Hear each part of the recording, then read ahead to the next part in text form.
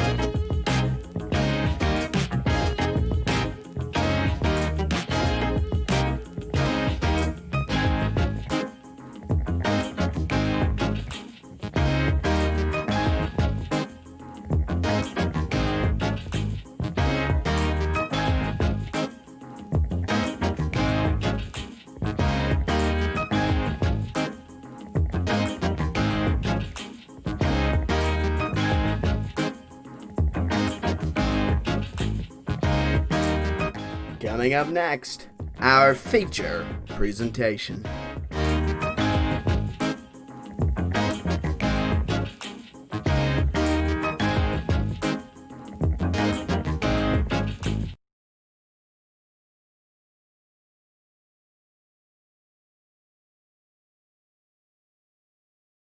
Hi, I'm Pete Fair Game for Pete Fair Games Pizza Emporium off Route 1445. And I'm here to tell you, dear listener, viewer, person, that we have a new Employee of the Month here at Pete Fair Games Pizza Emporium. That's right, our good friend Columbo in the back has been with us for 52 years. And in those 52 years, Columbo has been Employee of the Month twice. And this is the second one. Let me tell you about Columbo, because Columbo is part of the Pete Fair Game family, Pete Fair Game Pizzas and family. And with him, we've been able to run our business for several years. He started working here when my father owned the place, Pete Fair Game Sr. And Pete Fair Game Sr., he was a nice, kind man. He was a great man. He was my dad. And he said to Columbo, Columbo, come work. And Columbo came to work. And because of that, Columbo's been here for 52 years. And he does a very good job making lots of pizza. His favorite pizza to make is garlic pizza. Because of that, we've had to issue odor citations. But Columbo has been resistant, resilient, and cool. He's cool. So because of that, I would like to bring Columbo out, and Columbo's going to say a couple of words to all of you. Let's go, Columbo. Oh, that's right. His family called and said that he's unfortunately he's deaf now. Was it deaf or dead?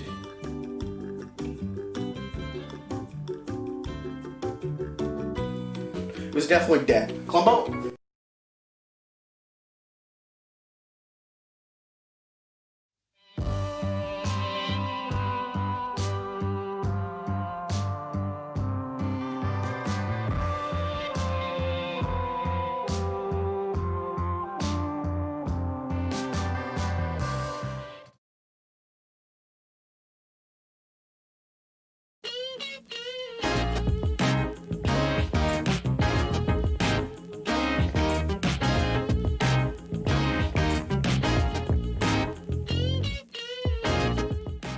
And now, our feature presentation.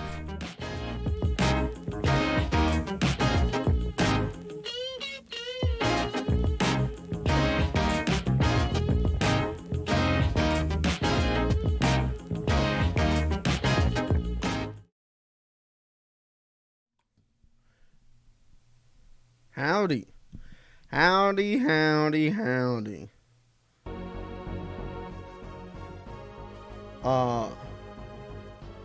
Alright, chat. Who here tonight is ready to learn all the secrets of being a gamer? Who here tonight is ready to learn the tips, tricks, and game reviews needed to conquer the gaming sphere. Is it you, young chatter? Well, I have good news. Tonight, we'll be watching a collection of gaming tapes.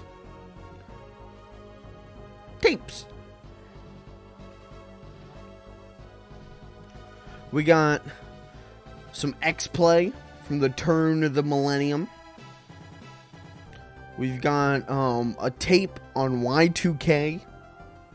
And we got some others. And we got a mic stand that hates me. I don't know what to do about this mic stand anymore. It just does this. And I've tried, like, tightening it. Right? Like, you gotta take it off of this thing. And then tighten this. And I can't get this any more tight than it already is.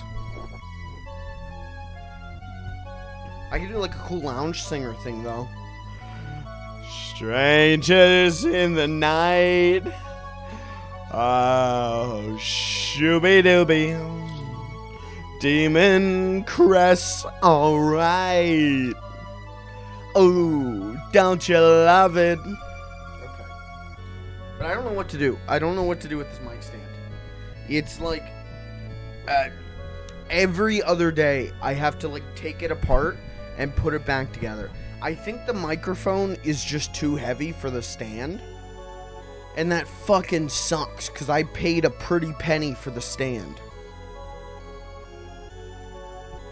But I don't know what else to do other than buy a heavier duty stand.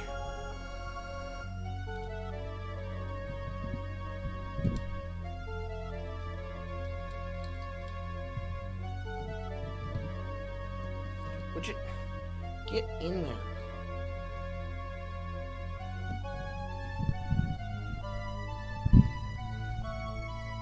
How do I want this faced? Sort of like this, and like that, so I can lean in like this, right?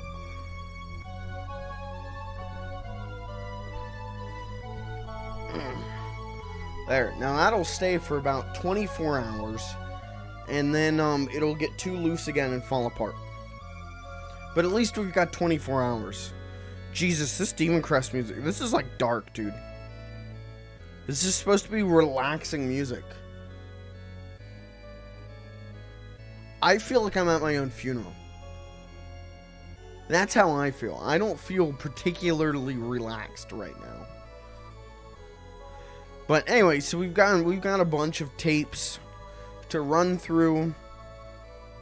And I'm excited. This is something I've been wanting to do for a while, because I don't think G4 is gonna sue me for watching old X-Plays.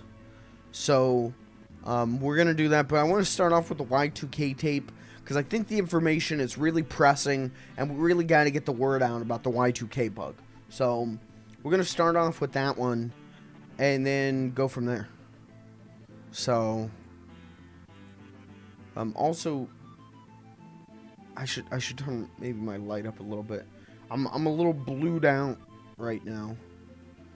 It's kind of representative of how I feel. That's why we're not doing Yakuza 3 tonight. I don't have it in me, chat. I don't have it in me. So instead, we're gonna watch some tapes together, so that way, if I've got nothing funny to say, if I've got nothing interesting to say, you're still watching the tape. I don't feel bad. I don't feel like I'm creating dead air. I hate dead air. You know this by now, chat. I hate dead air, dude. I'd rather be dead than have dead air. Okay, it's loading. Now, this would not be possible without our good friends over at YouTube.com. Go ahead, guys. Check out YouTube.com. They've got videos, and you can watch them. I gotta find them. What the hell?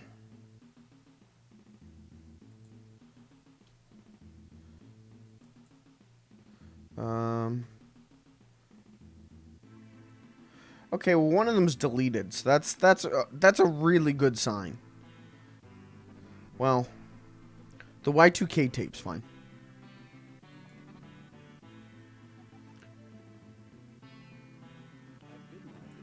No, shut up, stop. Pause. Whoa. Whoa! We're missing valuable information. Okay. Hey, before... I don't know if I should do this. Before I do this... No, never mind. It'll get me banned. I made a video for some of my friends.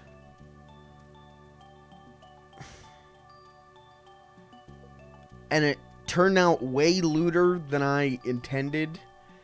And it makes me laugh, but I'm pretty sure it's going to get me banned if I put it on any social media platform. Or not social media, I put it on Facebook. But YouTube, Twitch, maybe I'll put it on Twitter, but I think YouTube and Twitch will ban me if I upload it there.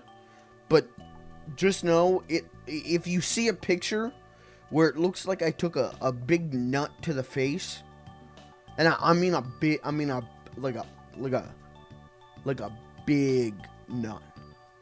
like a super conservative Christian on his wedding night kind of nut, right? That kind of nut. If it looks like, if you see a picture where I'm taking a nut to the face, it's not real. I mean, it is real, but it's not man cream, all right? It's shampoo. It was for a bit that had nothing to do with ejaculation. It was something entirely different, but I needed to put shampoo on my face, and man, does it looks cummy. So, just if you see a picture where it looks like me on a hot Saturday night, just know that it was shampoo, and I don't get that kind of action. So, and if you see a picture of me with like some donkeys, that's fake too. And if you see my social security card, that's fake too. But I have a real one. I have a real one.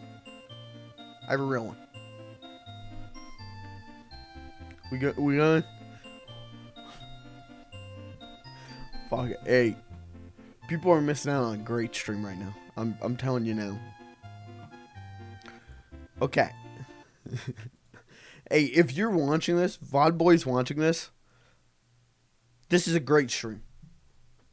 No one else is watching this right now except for you. Okay. This is... We're going to crank this up. Y2K, The Millennium Bug's Deadliest Secrets from 1998. I don't know the origins of this tape. I know nothing about it other than it popped up on Obscure Media, r/Obscure Media, one of my favorite subreddits, and I want to watch it with you. So let's learn about the Y2K bug, and we can learn what we can do to prevent it. At midnight in the first moments of the year 2000, what will happen to the computers you depend on? I don't know. Do you know where they are, what they do, and what shape they're in? If they are infected with a Millennium Bug... Oh my god, dude. Call the exterminator. If not, what could they do to your bank account? What? Your job, your future? Next in this special... They're gonna report send on robbers to the Millennium bank Bug's to deadly collect your Learn paycheck. about the latest disclosures. Find out what could happen to you and your loved ones. It doesn't come with commercials. That's the THX noise. That's the THX noise. You can't steal the THX noise. You can't just do that. Y2K is short for Hey. year 2000. Gavin The date is now Shucker, less than thank you for the 500 days 5 away. bits, brother. How you doing? When we passed the 500-day warning, You ready to computer learn about professionals began secrets to admit that preventing the America has Y2K run out of bug? time to fix all the computers we depend on for food, water, money, defense, and electricity. In these big mainframe computers are millions upon hundreds of millions of lines of code that run Wow. programs. Some of those lines refer to dates. The code indicates days, months, and years, I'll turn but it up. not centuries. For 5 years, the media has been telling us that this is the Y2K problem that must be fixed. The year 98, for example, must be changed to read 1998. Right. And the year 00 must be changed to read 2000. Or our computers will not compute after midnight, Oh December my 31, God. 1999. How The am I Wall gonna Street play Journal Quake called this code 2? repair challenge the software Was Quake 2 conversion out issue, in I don't and know. said it brings a chill to those who realize its seriousness. A failure to complete this conversion would mean a major disabling. Remember when this As was like the Newsweek magazine biggest put it, issue this is on dangerous America's because mind? American civilization has become totally dependent on these mainframes. What's more, the computers are so interconnected that a shutdown of even a few of them could bring the economy to a halt. Not a grinding halt, but a sudden Guys, halt. this could happen. We could lose our jobs. Every American depends on an average of 256 computers every day for vital services like electricity, water, food, fuel, and paychecks. And According pornography. to the experts, if the mainframes are not fixed, totally fixed, this is what could happen. On Saturday morning, January 1st, Just 2000, a hard cut to an banks could lose explosion. all your records and all your money. This is the Your same city thing as the water supply 5G could go off towers. for an Yeah, indefinite pretty period. much, man. Your Except electric for with company, this, also it's like, controlled by mainframe oh, computer we gotta software, fix these could computers. close With the for 5G months or towers, years. it's like, they're giving Your us the local natural gas supply could coronavirus. be cut off when the gas company One of computers these crash. is like Your computer favorite bad, commercial unga airline, bunga. controlled by several mainframe systems, could cancel all operations. Oh Your my brokerage firm God. could lose all your investment information. Oh, Your not local my hospital's investments. Intensive care, surgical, and prescription dispensing systems are also at risk of shutting down for months. Your local telephone company knows it's in danger and may be unable to provide you with even this the is a service to shitty call an episode of operator Dilbert. or 911. Police department Wait, functions at the 911 that one, hey, I center bet that one are got a also big laugh controlled with by the a power Dilbert mainframe fans in the and chat could tonight. crash even before the phone lines go down. What is it? Get Every out of my... major retail Computers store are gonna in your let town random sells men goods into your brought house. in by railroad. Railroads cannot move cars from track to track without mainframe computers and cannot keep You track won't of be what's in the able to cars without drive mainframe your software. trains. If those mainframes go down, the trains will be stuck. And it will be as though the American economy is frozen to the tracks of progress. But All because computer programs were 2 digits short beginning at the dawn of the computer age. And because programmers are finding it impossible to fix one line of code without hurting other lines of code. right, Bob Beamer is one of the inventors of computer programming. Bob Beamer. And he was there at the beginning as the Bob father of Beamer word is definitely the processing, kind of ASCII name to programming, that like the someone escape would sequence, say was the guy who COBOL like business created language, computers. and many other inventions. Yeah, Beamer it has been blamed happened for in a causing lab the in Y2K problem because he is the man 1902 who made 2-digit programming when possible. Bob Beamer But Beamer tried put to a do something about CPU on his Y2K way motherboard. back in 1968. He warned the Nixon administration about the implications of Oh, 2-digit fuck. dates and asked for White House assistance in leading an international effort to have corporations and governments change to 4-digit years before the year 2000. Yeah, what did But Nixon do President about it? Nixon refused to take the initiative. Of course he and did. Beamer went into retirement frustrated. And if Brother Nixon had signed off on that thing, I Did think he we say would Brother never be in this Nixon? fix. But I always consider that a major failure on my part for not somehow getting him to sign that, because had we done that, I'm sure we could have gotten people using 4-digit years in 1970. Richard Nixon caused Y2K. Beamer emerged from retirement in 1996 with a brilliant idea that can help programmers out of an impossible software programming situation. But Bob Beamer realizes the Y2K problem holds an even more mysterious secret than the challenges of code repair. The worst part is the embedded chips. I'm sorry, does he have a Those are the Route little things that run your 66 coffee bolo maker, tie? Open and close the security. Yeah, all right. gates on I'm a gonna bank listen. or a Bob plant. Beamer, whatever you think's the right one of plan the of famous action, things I occurred will here in follow Texas. through on. Texas Power. They took down a power plant for routine maintenance and said, hey, while we're doing it, we'll replace all the computer chips that control these things to be working with year 2000. And they did. Very nicely done. Good thinking. Good They put thinking. it back together and they put it in service, and it lasted 20 seconds and died.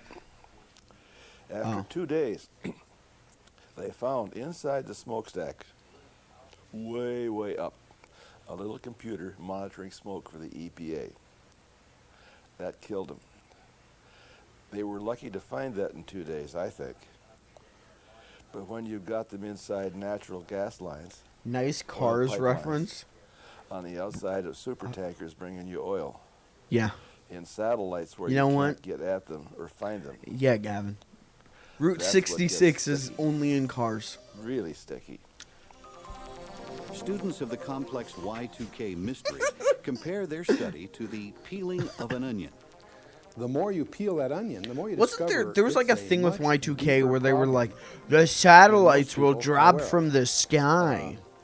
And it The was like, problem really what the has, fuck? well, That's first of not all, how that it works, arises brother. From the fact that we're used to Computers thinking of don't the date control gravity. out of 6 digits. 2 digits for the month, 2 digits for the day, and 2 digits for the year. And most of the programming and technology investment of the last 50 years tended to view the year 2000 as a distant abstraction, never realizing it's coming rather inexorably upon our immediate horizon. And when the Look at those 99 drapes. shifts over to 00, are good many drapes. chips will be confused. The good ones will stop. The bad ones will generate noise of all strange kinds. So What do you there mean are noise? probably at least 3 levels to the problem technically. I want to Most people think he immediately means like, recognize the realities for data large-scale noise, mainframe computers. right? These are the giant machines. but also this is that most 1998, major and corporations this and dude certainly looks most like government this. agencies depend This upon. dude was this many And these years aren't old, obsolete machines and he in the probably way that does industry think tend to shrug them the off. computer chips There's are going to about make 20 real about a 20% audible noise. of the population is less than 2 years old. And that market is growing substantially also, along with everything else. So there are lots of them around. And the problem is they're programmed in 500 different languages, many of which are no longer supported. So trying to go back and repair old programs is a very complex coding management language? problem. Not a big technical problem, but it's going to require more manpower, Yeah, more calendar time the than the is available. iPhone 12 doesn't And so support that's Chinese. the problem most people focus on. We cut that out. There's a second level of the problem. Yeah, that's the, personal computers, and I'll dismiss that because most of them The are new not RTX life-threatening 2080 situations, so let me Ti, not waste our time at the no moment more to get into English. that right now. But the Only- most fearsome part of the problem, You can only as I speak personally in view it, elite speak. are the microchips. These are things about the size of your fingernail that have millions of transistors on them. And we pump 7 billion of these into our economy Billion. every year. There's over 25 billion around in various applications. There's several problems to this, and this perhaps dramatizes the seriousness of what we're dealing with here. These, first of all, there's no way to automate the testing or the repair of these devices because, first of all, they're all different kinds. They're soldered in. In many cases, in equipment that's no longer manufactured. It's been installed in refineries. this is or what I miss pipelines or about the manufacturing 90s. plants or robots, you name it, over the years. And many I of miss them are the, not like, necessarily in calendar functions. The and yet turn out to be, much CGI to everyone's shock, used calendar to sensitive illustrate some strange things, and it's technical done in reasons. like a matrix So the real grid. problem is, first of all, accessibility, because you can't get at these things. They're in satellites, they're buried in pipelines, they're under the ocean floor, they're scattered in equipment. General Motors Corporation has How did you get a 600,000 pieces of microchip equipment under to the us, ocean floor? that have such chips in them that have to be checked out. Yeah, see We that? have Yeah. 60,000 robots. Yeah. And let me just focus on manufacturing for the moment since I started. Is that this. guy fighting the robot? What The just happened manufacturing there? environment in the United States has been finely tuned to a technique that's called just-in-time inventory. In other words, parts arrive at an assembly plant not a day early nor a day late. They want them there when they need them, no sooner, no later, more or less. Well, if a vendor, he not only he can't ship early, Right. and he can't ship late and not perturb the process. And auto industry deals with tens of thousands of vendors. So the whole economy is subtly tuned. Car Therefore, truck very fragile. engines are at a risk of And chip failure? Scattered throughout this entire investment are chips tucked away in equipments that most people don't even know are Okay. there. You take them for granted. I'm just gonna say That- yes, that Smile, come, because I don't know how uh, cars Jan- work, man. December 31, 1999. Had The only somewhat car I ever of understood the acting mechanics of was unpredictably. Fred Flintstone's And car. it's only a few percent. It can That joke cause a probably is major really going to kill with the disruptive problem. Flintstones fans in chat tonight.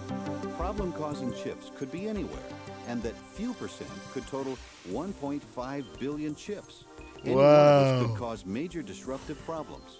Experts say the failure of even one chip could start a dangerous ripple effect that could be felt across the nation as one dying system causes another dependent system The to die. vitamin people? Yeah. Lucent Technologies Yeah. just began testing the chips in their systems and system devices. And Dude, have let me discovered tell ya, bad hey, chips are causing failures. you want a in quick hit? 4 out of 5 devices. You want a quick upper? Every device with a chip is at risk Get of those failure, Barney From the Rubbles. heart pacemaker to the telephone. Now you From the Game want to Boy come toy down? to the nuclear missile silo. I'm sorry. Today's chips are Back that the Capable hell from up. the chip is at risk of failure. From the heart pacemaker to the telephone. From the Game Boy to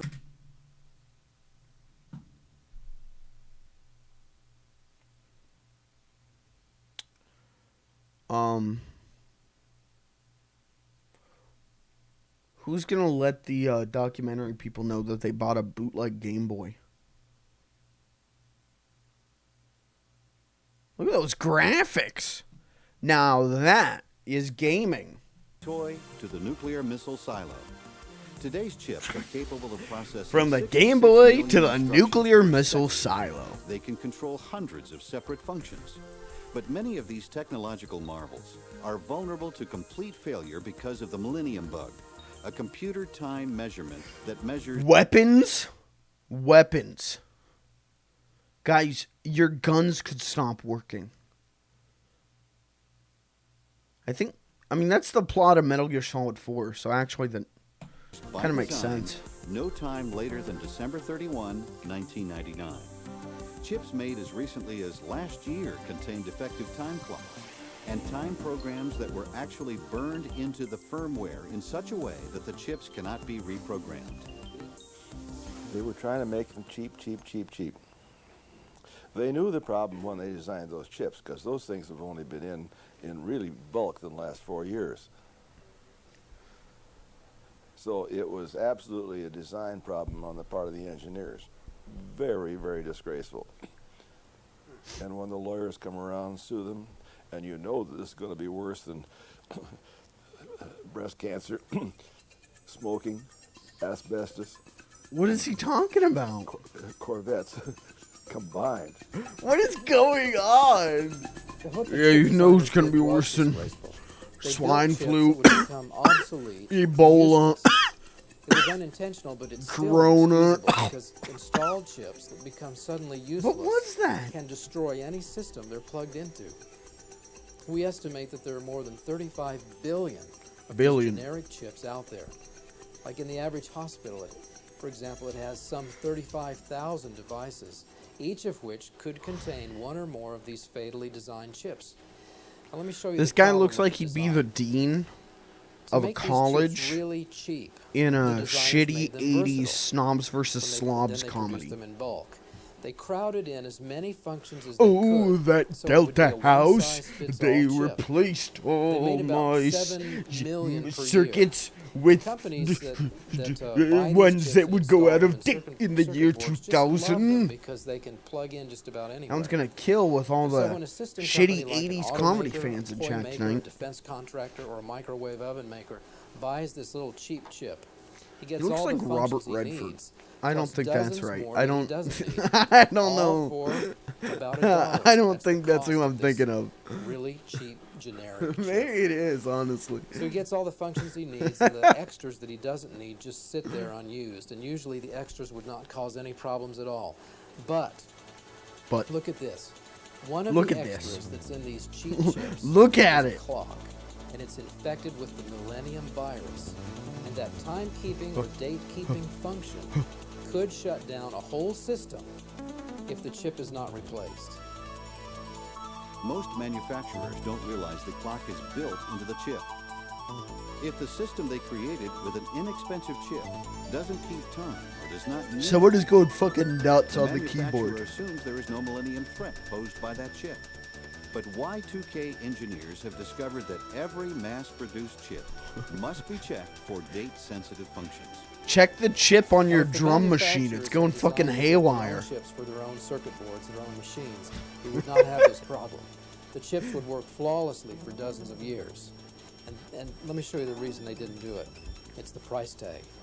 It costs roughly $100,000 to design and build a custom chip that would not be all that different from the $1 variety. So the decision to go with a $1 chip turns out to have been a potentially deadly decision. Did anyone ever get sued? Hardware We'll look that up engineers after the report video. that most systems with faulty chips will crash in January 2000 if the chips aren't replaced. They caution that some systems with I know unreplaced that there are chips some may things continue to that function actually after January legitimately 2000, did but could crash, later right? at The unexpected Y2K times. bug was This is not because some chips a will keep hoax. working It until was they it was a fail real since thing. January 1, It's just it 2000. didn't And that could affect be as much as we anytime thought, up until and a 2000. lot of it got fixed before it happened. But I know there were some things that did get affected. Hardware, you have to find every chip, test every chip, replace every chip, and make sure that they're all working fine again, and you're all going to have to do it in less than 700 days. It's a monumental task. As I said earlier, it's the things you don't know, the things that you don't tackle that will end up killing you when the year 2000 hits. So you've got to check every one of them. Oh my Texaco god. estimates that a typical offshore oil rig uses approximately McDonald's. 10,000 embedded chips. They have The guessed that fry 12% maker, are dude. not That's what year happened to 2000 all compliant. the ice Some cream fraction of machines. these chips are installed Y2K below the happened. surface All of their or in boards other fried. hard-to-reach They didn't fix them. places. Sad The day. typical electric utility uses tens of thousands of systems. 500 different systems are expected to contain faulty chips, and the time required to test these is estimated at 21 months. The cost to test is estimated to be $30 million per utility. Some utilities have not begun to test. The industry doesn't even have estimates for the time it takes to replace the bad chips because no utility has finished the testing. Very few had even started testing as of August 1998. These little tiny chips are scattered throughout our society, and our lives depend on them. And tragically, most managements throughout the world have been asleep on this. But the world is waking up to the embedded chip problem. When we come back, discover why the embedded chip problem is considered the Millennium Bug's deadliest secret. Oh shit. Hold on. I want to look up. Did anyone sue over Y2K? First Y2K lawsuit filed is settled. When was this? 2002. Okay. TEC America and Produce Palace settled a legal dispute that included alleged year 2000 problems in TEC's cash register system. A Detroit area retailer and the maker of its computerized cash register system have settled their dispute over alleged flaws in the system, including year 2000 recognition problem on credit cards. Okay. So yes, the Y2K bug did affect something, and someone got sued. It looks like a lot of things are getting sued. Cool. Y2K still bugging lawyers. Okay. I gotta learn how the Y2K bug's gonna kill me. So I can throw out all my electronic appliances. Like my toaster. Dude, my toaster's gonna burn my hand. On January 1st, I'd have to put my hand in the what will toaster become of the first, but American economy, it could what will happen. become of your job, your money, your home, and your future. Find out in this powerful new book. According to reviewers, the answers are straightforward and thorough. This is the Wow. book that goes to the heart of the Y2K crisis to tell how long Sponsored. the crisis will last, and exactly what you must do to prepare. It What the could hell be is that? Save Your Life. What will become of us? Outlines a 15-step plan that shows you how to protect everything you've worked for. It tells you exactly what you will need and where you can get it. This Call this just seems a little. 1-800-771-2147. That seems a little Extension 85. overblown. What will become of us? Riveting, says military scientist. Chilling, but deadly accurate, says the American Family Policy Institute.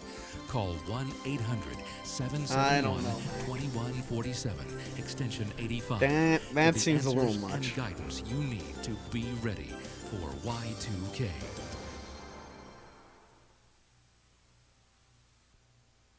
Learn how to In store food 1984, in an industrial underground disaster bomb killed facility. 7,000 and injured 300,000 in You Bhopal, call that? India. Fuck it, yeah, why not? What was the number? It's gonna be a phone sex line.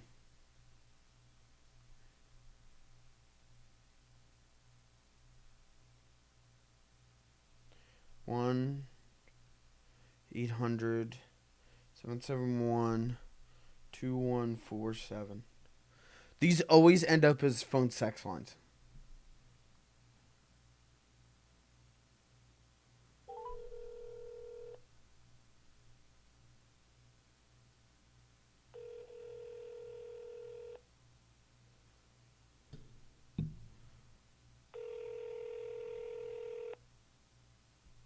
Thank you for calling customer service. Our operators are currently helping other callers. Please hold. It was not a phone sex line. I don't know what it was, but it was customer service for something. Extension 85. Get the answers and guidance you need to be ready for Y2K. Huh. That's the first time I've called one of these, and it In wasn't. 1984, Welcome to an America's industrial naughtiest disaster killed time. 7,000 and injured 300,000 in Bhopal, India, when a deadly chemical cloud escaped from a modern Now I plant kind of want to call and back spread and across see the what city. what it is. What do I According to do, right? computer experts. What do I do? I call them and I'm like, they connect me with a customer service agent, and then whenever they customer service agent is like, "Hi, hello, what can I help you with today?" Yeah, what products do you guys sell? What's your company's name? The plant was equipped with some 17,000 computer chips. All were working fine, but one. The malfunction was the culprit that sent a deadly chemical mist over the city. What? These chips really are the Millennium Bug's deadliest secret. While everyone's frantically been trying to fix their mainframe code, these chips have been hiding, pretending they're just too Why was smart to there a have any deadly destructive mist fate problems. stored to be Many of them released? do, and we just don't know which ones. Engineers are just now learning how Hello? to test for chips that might be infected with a Millennium Bug. The Dude, that looks like the Hold on. That looks like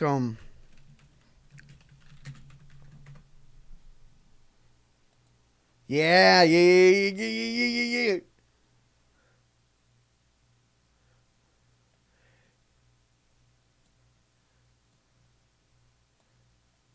Oh.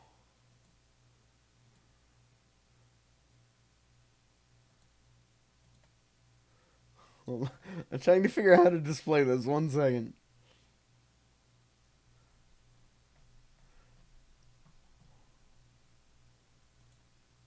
But no, that's like a 1 pixel image. Why would I?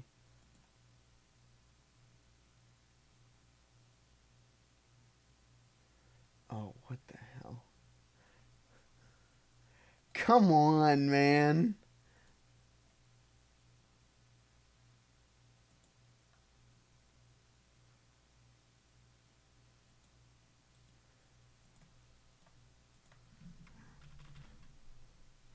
It looks like the fucking bug from Spy Kids. Right? It looks like the bug from Spy Kids too. Right? They're, what is it, Ralph?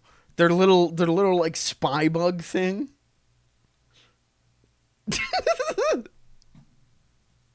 There was, wait, I wanna while looking this up, I just got reminded of this. the McDonald's, was it? Yeah, here's a good picture.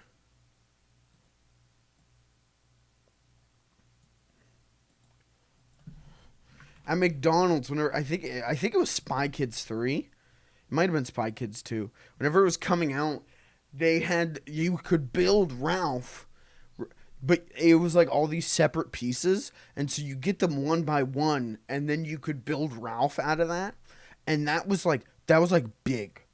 Whenever I was a kid, that was like, whew. Yeah, you got all the pieces to Ralph. Yeah, you're hot shit. I remember my like second grade music teacher. She would give out pieces of Ralph for like prizes if you did well in class. And dude, I was so pissed whenever I didn't get a prize. I worked my ass off in second grade music class to get all the pieces to Ralph, and I never could do it.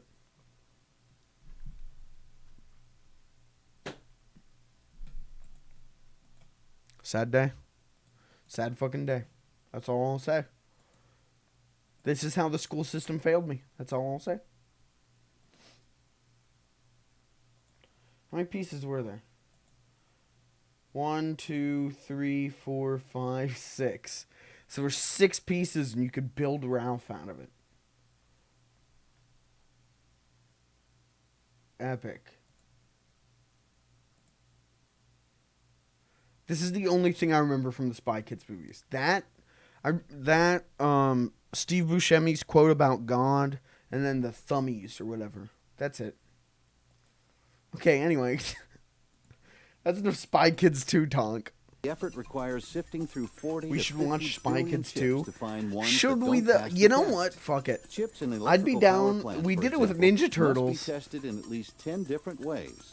And chips are the third impossible. one of those is an Others infinitely are less impossible to entertaining replace. movie than all 3 of the Spy The Kids scariest movies. words you'll hear I would from be computer down to experts watch say all in 3 Spy Kids 1999 movies. are, I know there's a 4th one. We're out of time. I know there's a 4th one, but we're not going to talk about that. Right now, today, are these processors are in everything.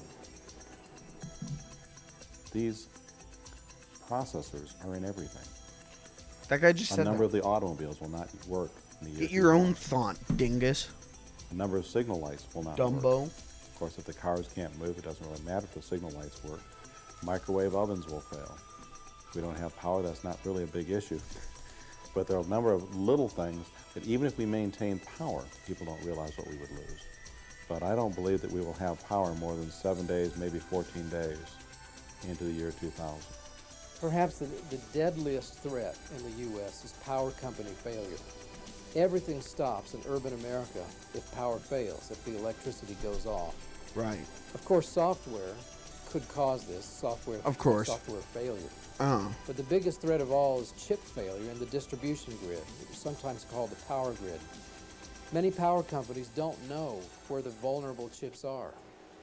Now, one electric utility vice president just told a U.S. Senate panel that they've located over 170,000 chips in their plant, and that it will take at least 2 hours per chip to test each chip. To test each chip, 2 hours.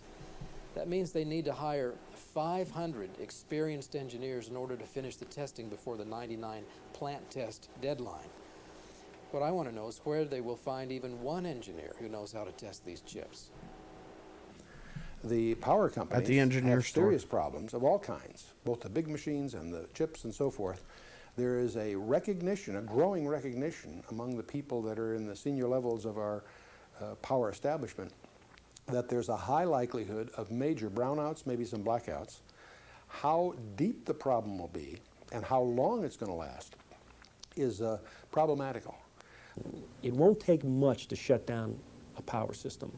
And it can be pretty scary if that happens, because the question is really going to be When I how look long at will it this take to get it guy, back up? If it I takes feel, years to and fix your it's computer totally systems because of before the the year suspenders. 2000, why I would you think feel it's like gonna take he's less like time to a fix them decade. afterwards? He's just in the wrong decade. Worst case scenario, I don't feel even like wanna talk about it suspenders with because your suit is an it's- 80s It thing. would be a movie, a made-for-TV movie that would be just too scary to actually contemplate. On Capitol Hill, testimony by power company employees has been chilling. On June 12, 1998, Senator Christopher Dodd, a Connecticut Democrat, said, "Quite honestly, I think we're no longer at the point of asking whether or not there will be any power disruptions, but we are now forced to ask how severe the disruptions are going to be." Not severe at all. In May 1998, David Hall, an embedded systems consultant at Cara Corporation, warned 80 congressional aides of certain-to-come power outages. He said, "Every test I have seen done on an electrical power plant has caused it to shut down, period. I know of no plant or facility investigated to this date that is passed without Y2K problems." Right. On June 12, 1998, an employee of North American Electric Reliability Council testified before a Senate panel. The employee drove home his points with this statement: "Senators, I have just bought myself a 12-kilowatt diesel generator and 3,000 gallons of diesel. The whole system is going down." In July, the panel chairman revealed to the National Press Club just where the utilities stand. If Y2K were this weekend instead of 72 weekends from now, he said, civilization as we know it would come to an end. Shit, dude. Nobody But- knows how deep it'll be.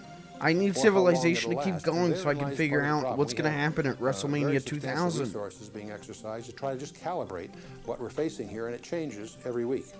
But I can tell you, the more we look at it, the more serious it becomes. Because you take power as one example, you take water, you take our manufacturing establishment, you take our banking establishment, financial services, you talk telecommunications, and on it goes. You talk about our defense establishment. I could give you anecdotal examples already experienced in each of these fields that indicate that we're facing some major unknowns. What is disturbing about the entire structure is the infrastructure of this country, because all these things depend on one another. Yeah, The that's how average an airport infrastructure is an works. illustration of infrastructure interdependence. Tens of thousands of computer systems work together. You can't have an At the heart of independent every system infrastructure. is a mainframe computer or a microprocessor.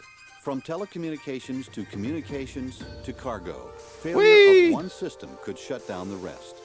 Mark Secord is an airline captain. He has a bright career These ahead of are him his in children. one of the nation's most successful, In the year most high-tech 2000, airlines. little He could Jimmy easily made find a position haywire. at the top of the company. His robot But brain, instead, crafted he's by a found top something he thinks is more valuable. It's scientist, about as far away as may one could finally get from airline cave technology under and not being embedded able to chip problems. process What I was looking 4 for in a place digits. is something that a place that provided an opportunity to be self-sufficient, a place that would allow me to grow food, my own food, to raise animals, and to raise a variety of animals, to have a garden, to Like these children. have a place with enough space where I could bury a tank in the ground and store some fuel. When I look Oh. ahead, I see a real problem on the horizons with Y2K. Got it. And, Like a fuel tank. Those who live in Okay. the city, I think, are going to be more vulnerable. The bottom line, supply and demand, the demand for water, the demand for energy, the dependency that's already on people in the city will be intensified if those items that they are dependent upon are cut off. Interdependency is the word that sticks out like a neon light. I mean, we are all dependent upon everybody else. I mean, I can't go unless the fuelers have done their job. They can't do it unless the mechanics have checked over and certified the aircraft. And they can't do it unless there's food. I mean, there's water supplied on the aircraft. There's the air traffic control facility. The fact Gavin, these are the thank you people that for- keep us was that separated 5 more from one bits? another in flight, so we don't hit Thank each you, other. buddy. And all this That's is run 10. by power. I made a hot Electricity, dime today, thanks to you. which is being generated by other people who are working. And again, the interconnectivity of our society, and it's all run on computers in large measure. I fly a computer. I And feel if like these this is things aren't turning into like programmed, or there's a- anti-computer if there's rhetoric. chip or Now something I that's can see the like malfunctioning, then 5G comparison, everybody's affected but it's turning. I feel like this is My turning into job like. will be affected. Remember when airplanes Everyone will be didn't need affected. There'll be no one computers? who's- Yeah, who's then we completely wouldn't have this protected problem. unless, again, you're Looks like we have to self-sufficient go and you back to the old ways, because need those to were the be good dependent ways. upon a job to get money to go to a store to buy milk and eggs. You've got that right here in your farm. Oh, that's true. Secord After is a tax, I get disciplined nothing. pilot who does not overreact. His Oh, conclusions this guy about the doesn't future of his overreact. airline and his job are based on solid evidence. The average airline has 17,000 suppliers whose computers are not ready for Y2K. KLM has 160 date systems per plane. United has 40,000 separate programs that run its systems. British Airways is spending $300 million to fix their software and hardware, and the FAA has 18,000 subsystems. The FAA has admitted they are only 6% finished with Y2K repairs and will not make the year 2000 deadline. This means airports could be as quiet as Captain Secord's farm because of a grounded economy brought down by the Millennium Bug. In summary, the bite of the Millennium Bug is now predicted to be far worse than first imagined. It threatens each system we depend on for the basics. The potential chip failure in electrical plants alone are enough to thrust America into a decade-long economic depression. Without electricity, water, trains, phones, and city commerce, they were only off all on that Americans economic will be forced depression to by like 8 temporarily years. lean on agricultural methods to supply their own food, water, and livelihoods. With barely a year to prepare, every American must take steps that are diligent, methodical, and continual. Every American must learn how to farm. For more information about how to prepare for the Y2K crisis, call 1. Don't call that number. 771 Do not call that number. 2147, extension 85. Is that it? That's it. Okay, well, guys, I feel like I'm really prepared. Let's try that again. I feel like I'm really prepared for Y2K now. I think I understand everything. I've got to learn how to farm. I can't fly a plane. I have to bury an army tank. And my weapons will stop working. So I'm pretty ready for Y2K. I don't know about you guys. That was interesting, though. It's, like I said, isn't it cute? Isn't it cute? Pre 2000, pre 9/11 world. It's cute. It's quaint, isn't it? Where the biggest worries were, our computers are gonna stop working, guys.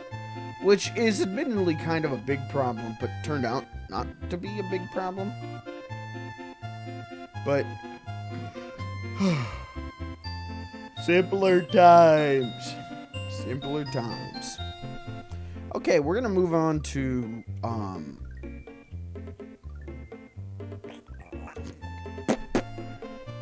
let's watch some X-Play. I wanna watch some X-Play.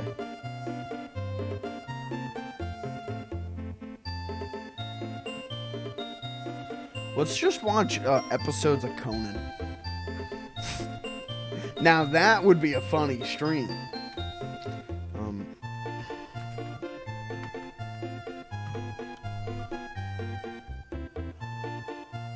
Okay. We've got 341 episodes of X-Play to choose from. And maybe even more than that, honestly. The worst games of 2005. Top 10 video game monsters. Top 10 games ever. Ever.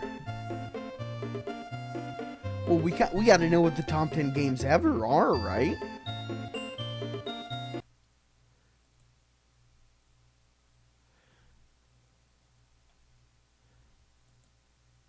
It's loading. I want to say, it's just gonna play it. No, shut up. Get ready for the best of the best in our 1 hour. Oh, can we? What year is this from? It has to be like 2005, maybe 2006, 2007. Okay, so these are the top 10 games ever according to X-Play. This is a 40-minute episode. This is double length. Before we start, though, I want to say I haven't screened this. I don't know if there's going to be some language that I don't approve of. But if there is, my apologies. And fuck them. Fuck them for ever saying stuff like that. But hopefully everything, I mean, it's a TV show, right? Like, what? I was going to say, what could possibly go wrong? Okay. Today on X-Play, get ready for the best of the best. In Yeah, our 1 hour dude. Special, the top 10 games ever. Yeah. God of War. Oh, Halo okay. 2, World of Warcraft. Right. Final Fantasy 12.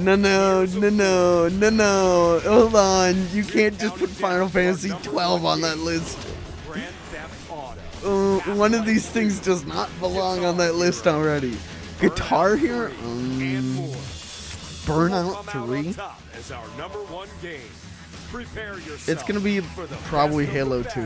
2. It's game time. But, like, we're just not going to talk about games from before this generation, right? Like, we're not going to talk about retro games. Adam Sessler. Oh. Morgan Webb. Oh. Now this. I've got goosebumps everywhere. This takes me back. Holy shit. This is X-Play.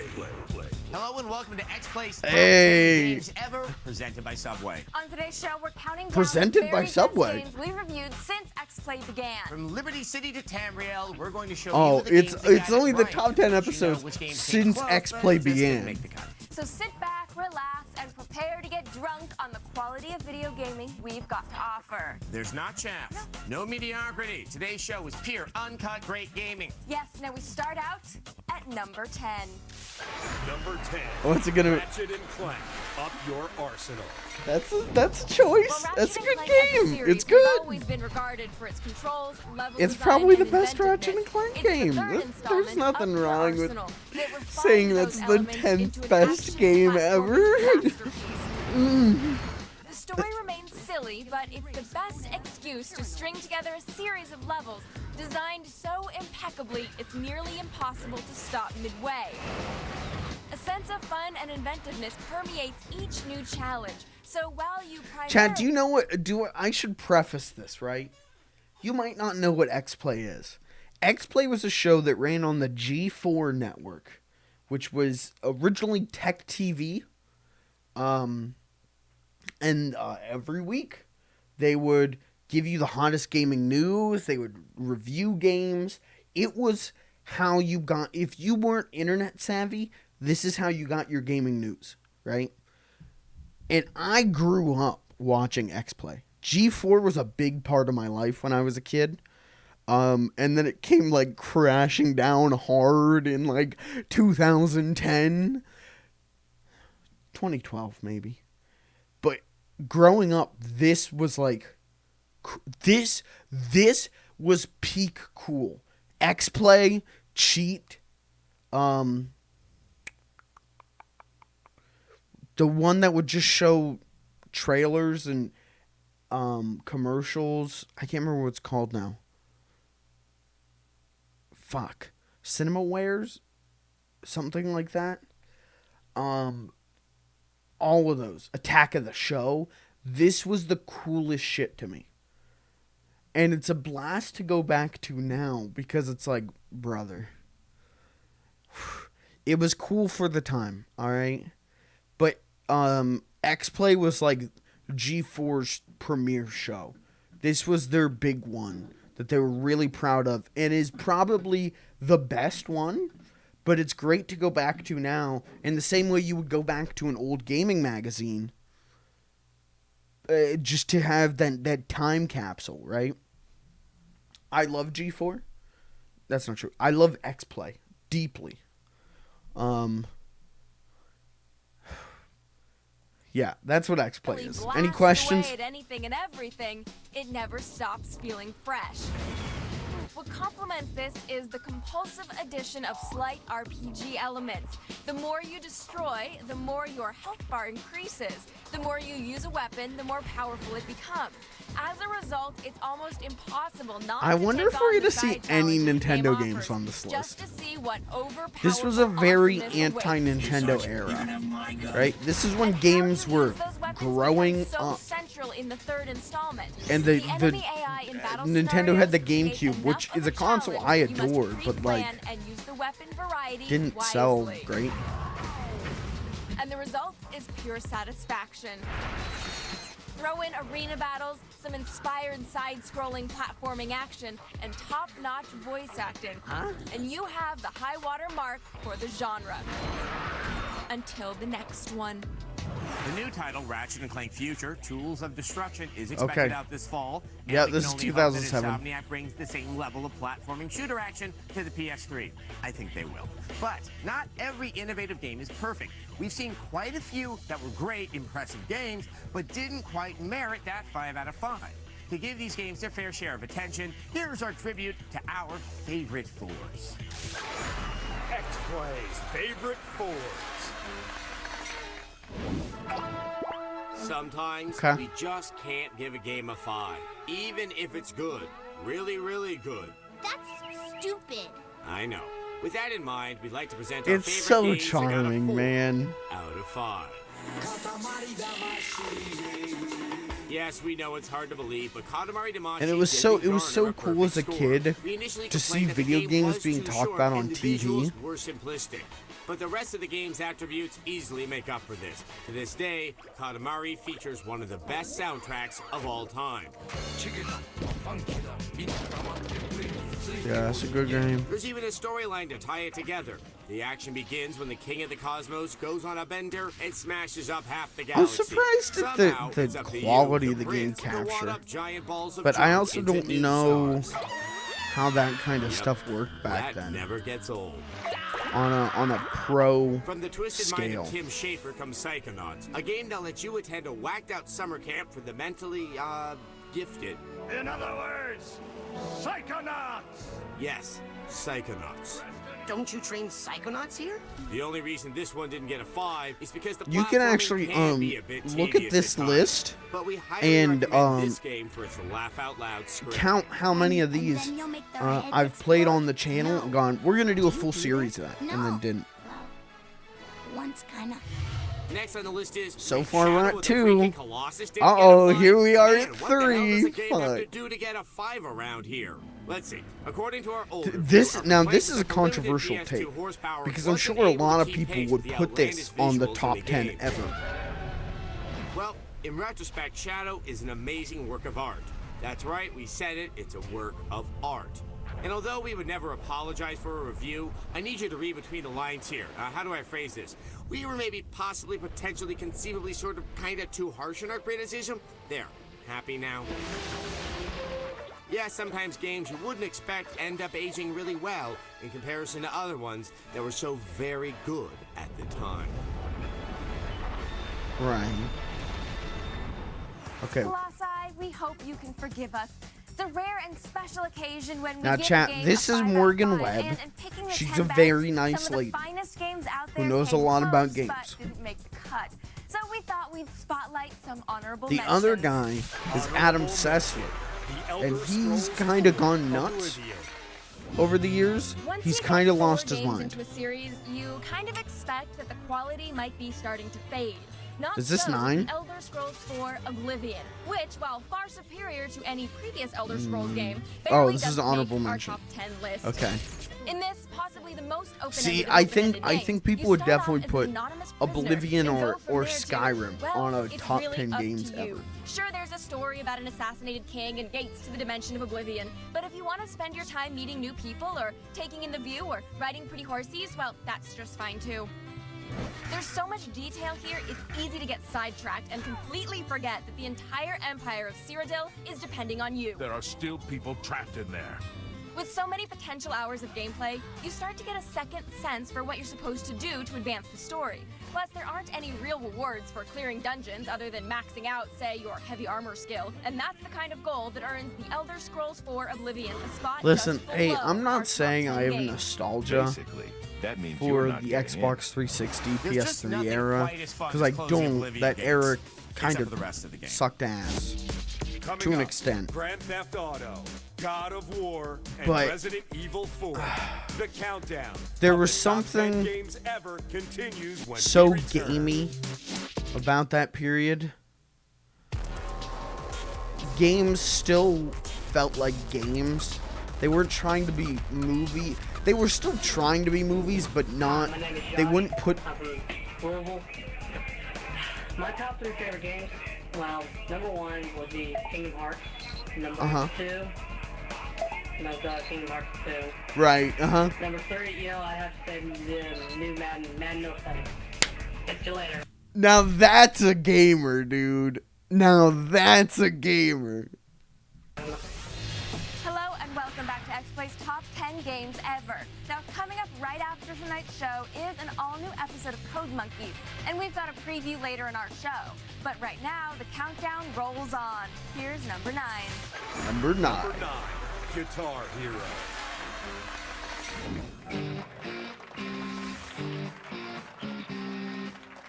Now this is That's a rock. take. This is roll. But man, I don't know. I wouldn't this is not Guitar agree. Not Right, since like Journey escaped to the Guitar Atari Hero 2600 single-handedly has a video game built rock a his whole heart. genre. And there's no wimpy open arms It's just anywhere in that this genre on-the-wall burnt out. rockathon. Where Just pick a guitar. and Pick a I tune, would argue Rock Band and raise your 3 golden goblets to the is the power, best the passion, rhythm and the majesty peripheral of game. rock. But We all love rock and roll, and Guitar Hero couldn't be more perfect to unleash our inner deer. I think I would put maybe Rock Band So 3 many on the top 10 games of all time, but not many fucking riffs. Guitar Hero 1. So much rock. Guitar Hero started its worldwide tour back in the simpler days of 2005. And it took off like a spider from Mars. And it's God. addicting. Real addicting. It's just the And when whole you're trying to be aesthetic a of the rock star, channel what's more is crucial to so rock it's than so addiction? 2007. Plus, where else can you Oh. jam to a helmet song? It just hits me in the doesn't right get much way, better than man. that. Raise your lighters if you're old or your cell phones if you're young for Guitar Hero. I need me a Can't girl wait with for a the 2007 aesthetic. It's such a simple game, but it really does make you feel like a golden god of rock. And the potential to rock is only going to get better with the 80s edition they're releasing later this year. Okay, we thought you guys might like some opinions other than our own. So we asked some of the more intense gaming fans here at G4 to give us their picks. Morgan's over with Blair Butler to find out her Oh, favorites. Blair Butler. Thanks, Adam. Okay, now tell me, Blair, That's a your name 3 I've favorite not games of heard all in a time. long All right, I know time. everyone thinks I'm going to say Gears of War, Dead Rising, but number 3 is Katamari Damacy. It's got a very simple, great gameplay. Yeah. It was cheap, and it's fun for everyone to play. Good for all ages. Yes, Okay, number 2, Ninja Gaiden Black. They fixed the camera angles. It was so much fun. That first boss These was are so hard that takes, you had to man. beat the game These yourself are like a rock hot star. takes. Okay, number 1. Number 1, clearly Resident Evil 4. Zombies, best third-person You know shooter what? of I wouldn't any argue sort. with it. Best game ever. Best game ever, says Blair. I would argue with best That is game our ever, Blair but Rose Resi playing the 4, zombie games. And I when we think were formulating a list absolutely of best belongs games on a ever, list of few top 10 franchises games came up ever. that have included some great games, but which didn't quite make the list. So here's another honorable mention tribute. Honorable mention, the Metal Gear Solid franchise. Alright. Before Sam You Fisher can ever kiss cowered my in the ass corner. and fuck off. Before Agent 47 ever switched sports Metal codes, Gear Solid 3, Solid Snake. absolutely 20 years ago, Snake appeared in a... in the top 10. Maybe Metal Gear Solid 1. appeared in a sneaky little NES game called Metal Gear. If he'd known how many times he'd find himself on a mission to stop a Metal Gear mech from launching its I swear to God, if only Gears to of be War betrayed gets by on his this superiors, list and he not may have Metal retired. Gear Solid, I'm gonna be fucking Lucky for livid. us, Dave and some of his most memorable enemies are genetically predisposed to fight, so there was no shortage of sequel and spin-off material. In 1998, the release of Metal Gear Solid brought the series into 3 dimensions. Is he just The game recapping the introduced entire Metal everything Gear that we've come to franchise? expect to the stealth-based series. Bizarre bosses, lovely ladies, mullets, and drama, drama, drama. Meryl was my daughter. Spoilers! Jesus! My dead brother's wife. The constant vacations to crazy land that You the Metal can't Gear just series do takes that. You can't keeps it just from a spot spoil on our Metal Gear Top Solid 10 like list. that. But the games are just plain fun. The next chapter of the saga of Metal Gear Solid 4 Guns and the Patriots will most likely drop in early 2008, and we will be there to guide Solid Snake through the web. My real name is David. To guide Solid Snake through the... My real name is David. Solid Dave. It's a good one. Whatever. David. In our 8th spot is a sequel to the first truly great console shooter. It managed to make a number of small improvements on the original, but still maintain Halo the simplicity 2, that made the first game baby. great. Here's number 8. Halo 2, baby.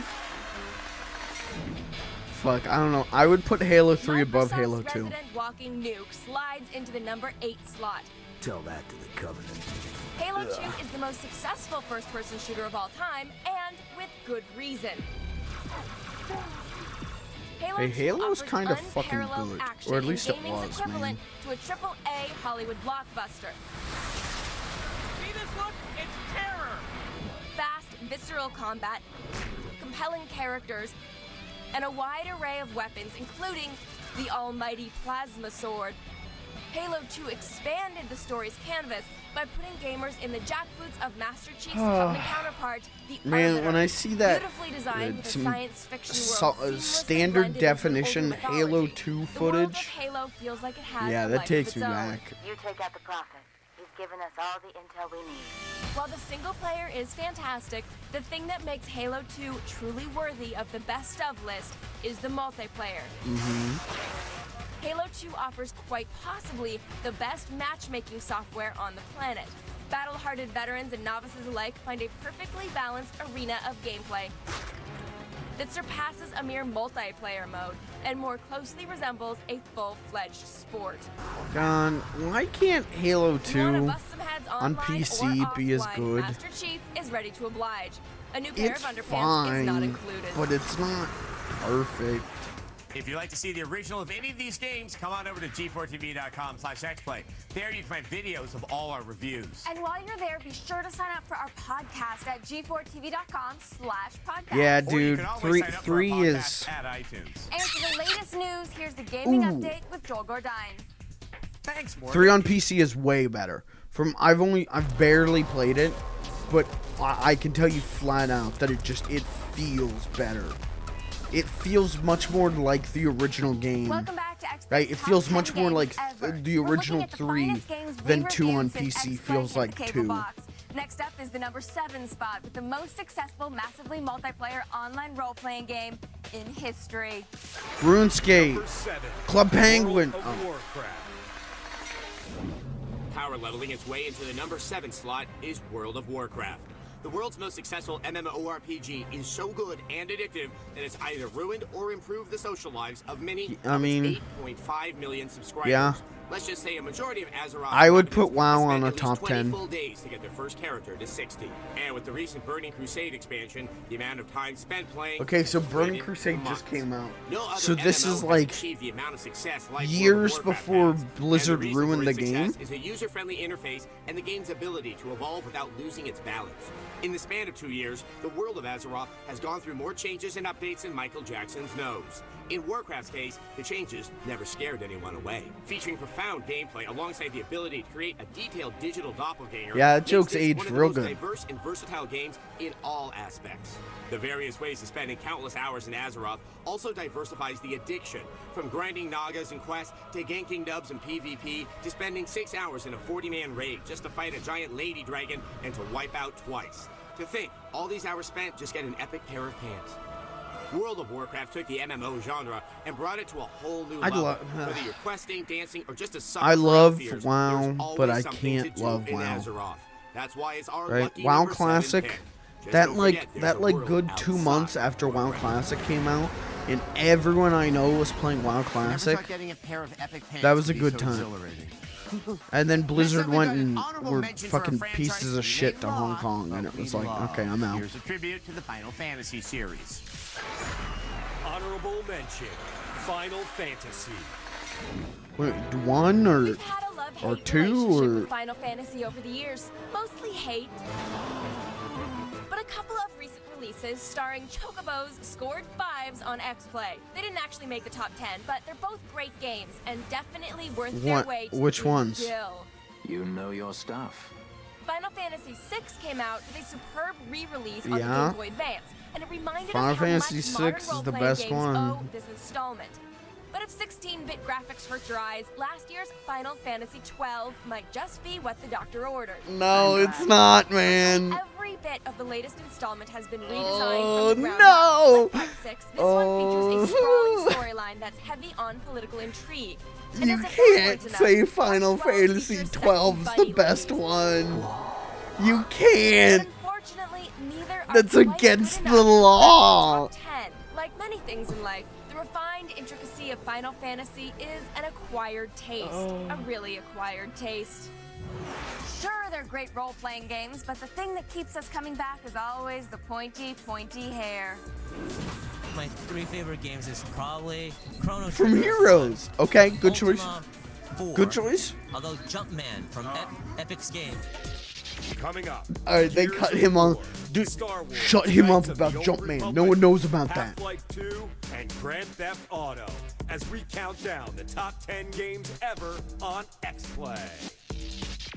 Dude, I'm preparing all my controversial GTA opinions. I'm like ready. I'm ready to fire these off when GTA shows up. I got a lot of things to say about Welcome back to Let's Play as GTA. we count down the 10 best games we've ever reviewed so far. Coming in at number 10, we had Ratchet & Clank Up Your Arsenal. At number 9, Guitar Hero. At number 8, Halo 2. At number 7, World of Warcraft. And now here's number 6. Number 6, Burnout 3, Takedown. 3, I'm sorry. 1. No. Take down. It's a great What do you game. get when you pop the hood on a racing But game? better- and throw just about every part in it? Better than How about World some of big Warcraft? vibrating velocity? How about gut-felt impacts jamming volumes of visceral No. stimulus straight into your optic ditches? I mean, How this is about probably like upgraded right ability to after turn it came yourself into a out. weapon of And vehicular whenever mass I think of the greatest games of all time, I also apply like their Takedown impact became on the king of industry. big racing cats. When it was Burnout 3 originally is not on that released, list. it Burnout 3 reinvigorated is both not itself even and the genre. close to the top 10. It inspired modes of Maybe play, maybe time maybe races the complemented top by takedown mode. 100. Takedown was like giving a bumper car a hit of ecstasy. But even Give me then, a hug. I prefer Burnout With a new, Paradise, more so I don't know. muscular physics engine, Crash Mode becomes an unopposed war cry, striking fear in the hearts of tuk-tuks everywhere. As the shadow Burnout of your 3 vehicle better fell than over Halo 2. unsuspecting vehicles, an array That's of a sport fucking and take. spectacle-improving power-ups now degraded your skilled ignition. I don't Burnout know Takedown's about that, impact Johnny. line allowed you to slow down and gaze at your twisted metal flower blooming into bits of beautiful chaos. It also gave you an opportunity to after-touch your metallic missile into oncoming adversaries. One should never die alone. Burnout Takedown plied its excellence within a world congested by cars, not people, making its subconscious pleasure a victimless crime. What's so proudly we hail by the Rex fiery light, Paradise Now. Yeah, they're really going hard on Back 3. in the fall of 2004, 2 sequels to successful shooters came out that were as impressive as they were distinctive. Now, we've already seen Halo 2, and here's the other, coming in at number 5. Number 5. Half-Life 2? Half-Life 2. I mean, it definitely deserves to be on the top 10. Gordon Fuck it, yeah. Freeman. Half-Life 2 in the half point of the list. Yeah, why not? Half-Life This 2 is like the only one where I'm like, yeah, okay, makes sense. Orwellian societal fears, Everything else I got a problem with so far. compelling character development, and insane sci-fi action. Half-Life 2 sports fantastic graphics, and the developers added a level of detail that makes City 17 feel truly oppressive.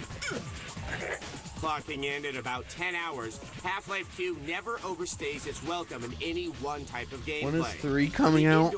I'm gonna bet in our lifetime we're gonna see Half-Life 3. City warfare of the Resistance, Half-Life I'm 2 gonna has bet it all.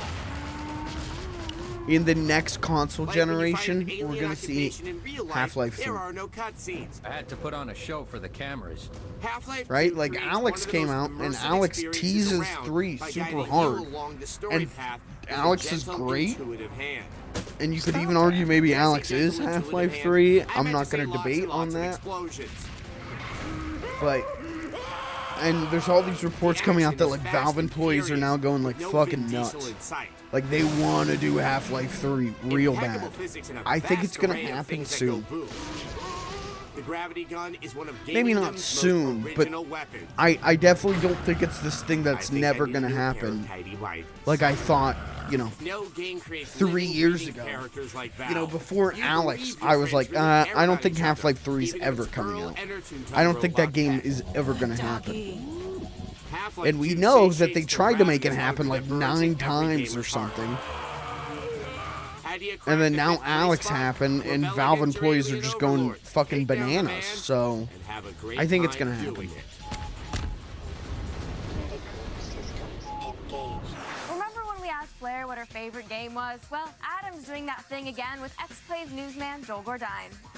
Well, thank you, Morgan. So, Joel, what are your top 3? I'm going to go with Marvel vs. Capcom 2 in the 3rd slot. Good choice. Contra Shattered Soldier, 2nd. Okay. Guitar Bad choice. Hero. Okay, well, Guitar Hero is on our list. We know why that one's great. Obviously. Why are you picking the other 2? Marvel vs. Capcom, 50 characters, and I can have a team with like 15-foot tall Marvel vs. demon, Capcom 2 is girl who slays zombies, and a Lego man. It's the Rainbow Coalition of Superheroes. It is. Yeah. It is. And I want to kill people with a Lego man. 2, Contra Shattered Soldier, update of a classic. And I don't know about Contra Shattered Soldier, dude. I don't think. I think if you went and talked to this guy right now, I don't think he would put this on his top 3. It was me. All right. Well, Joel, thank you so much. Absolutely. And before we head on to the 4th best game, I thought we'd give a shout out to yet another game that we love, but didn't quite make the cut. Here's Super Smash Brothers. The hype may be too high. Honorable mention.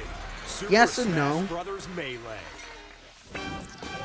This is probably the most fun you'll ever have starting a fight at a party. Super Smash Alright, I'm Brothers gonna say it. Melee Ultimate is better than skyrocketed to the Melee. top of the GameCube charts from the very beginning and hasn't looked back ever Sorry. since.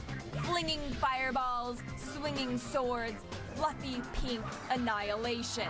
I'm sure if you break down the frame data and the competitive edge, Ultimate's got shit on Melee. But Ultimate is the most fun I've had with a Smash game.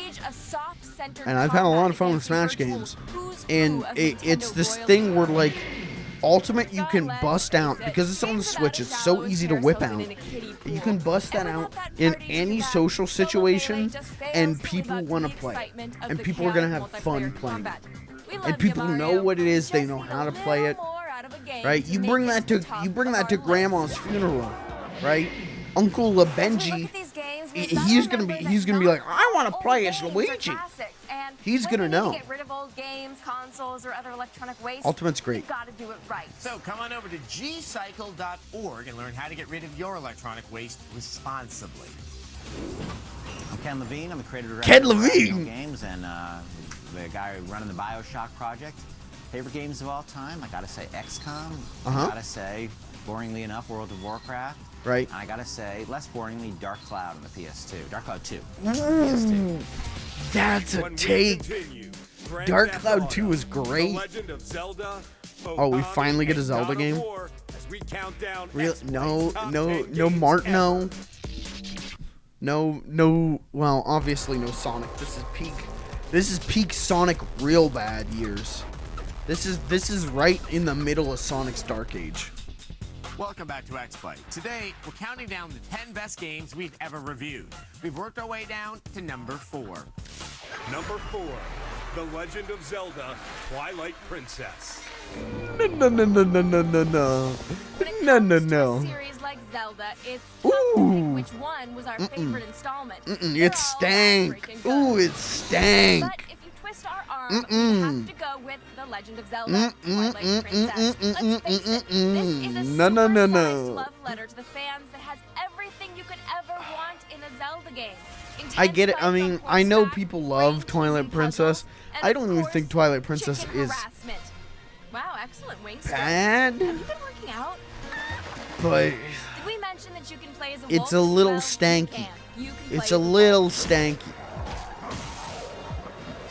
Not enough reasons? Well, it doesn't hurt that the If game we're features some talking, of the most memorable boss fights if we're of the talking series. Zelda like this, right? We're talking this era of Zelda, Wind Waker. Takes established characters like Link and Zelda. I love and Wind puts them Waker in a to dark death and back. PG-13 atmosphere. Ooh, Dark Link is creepy.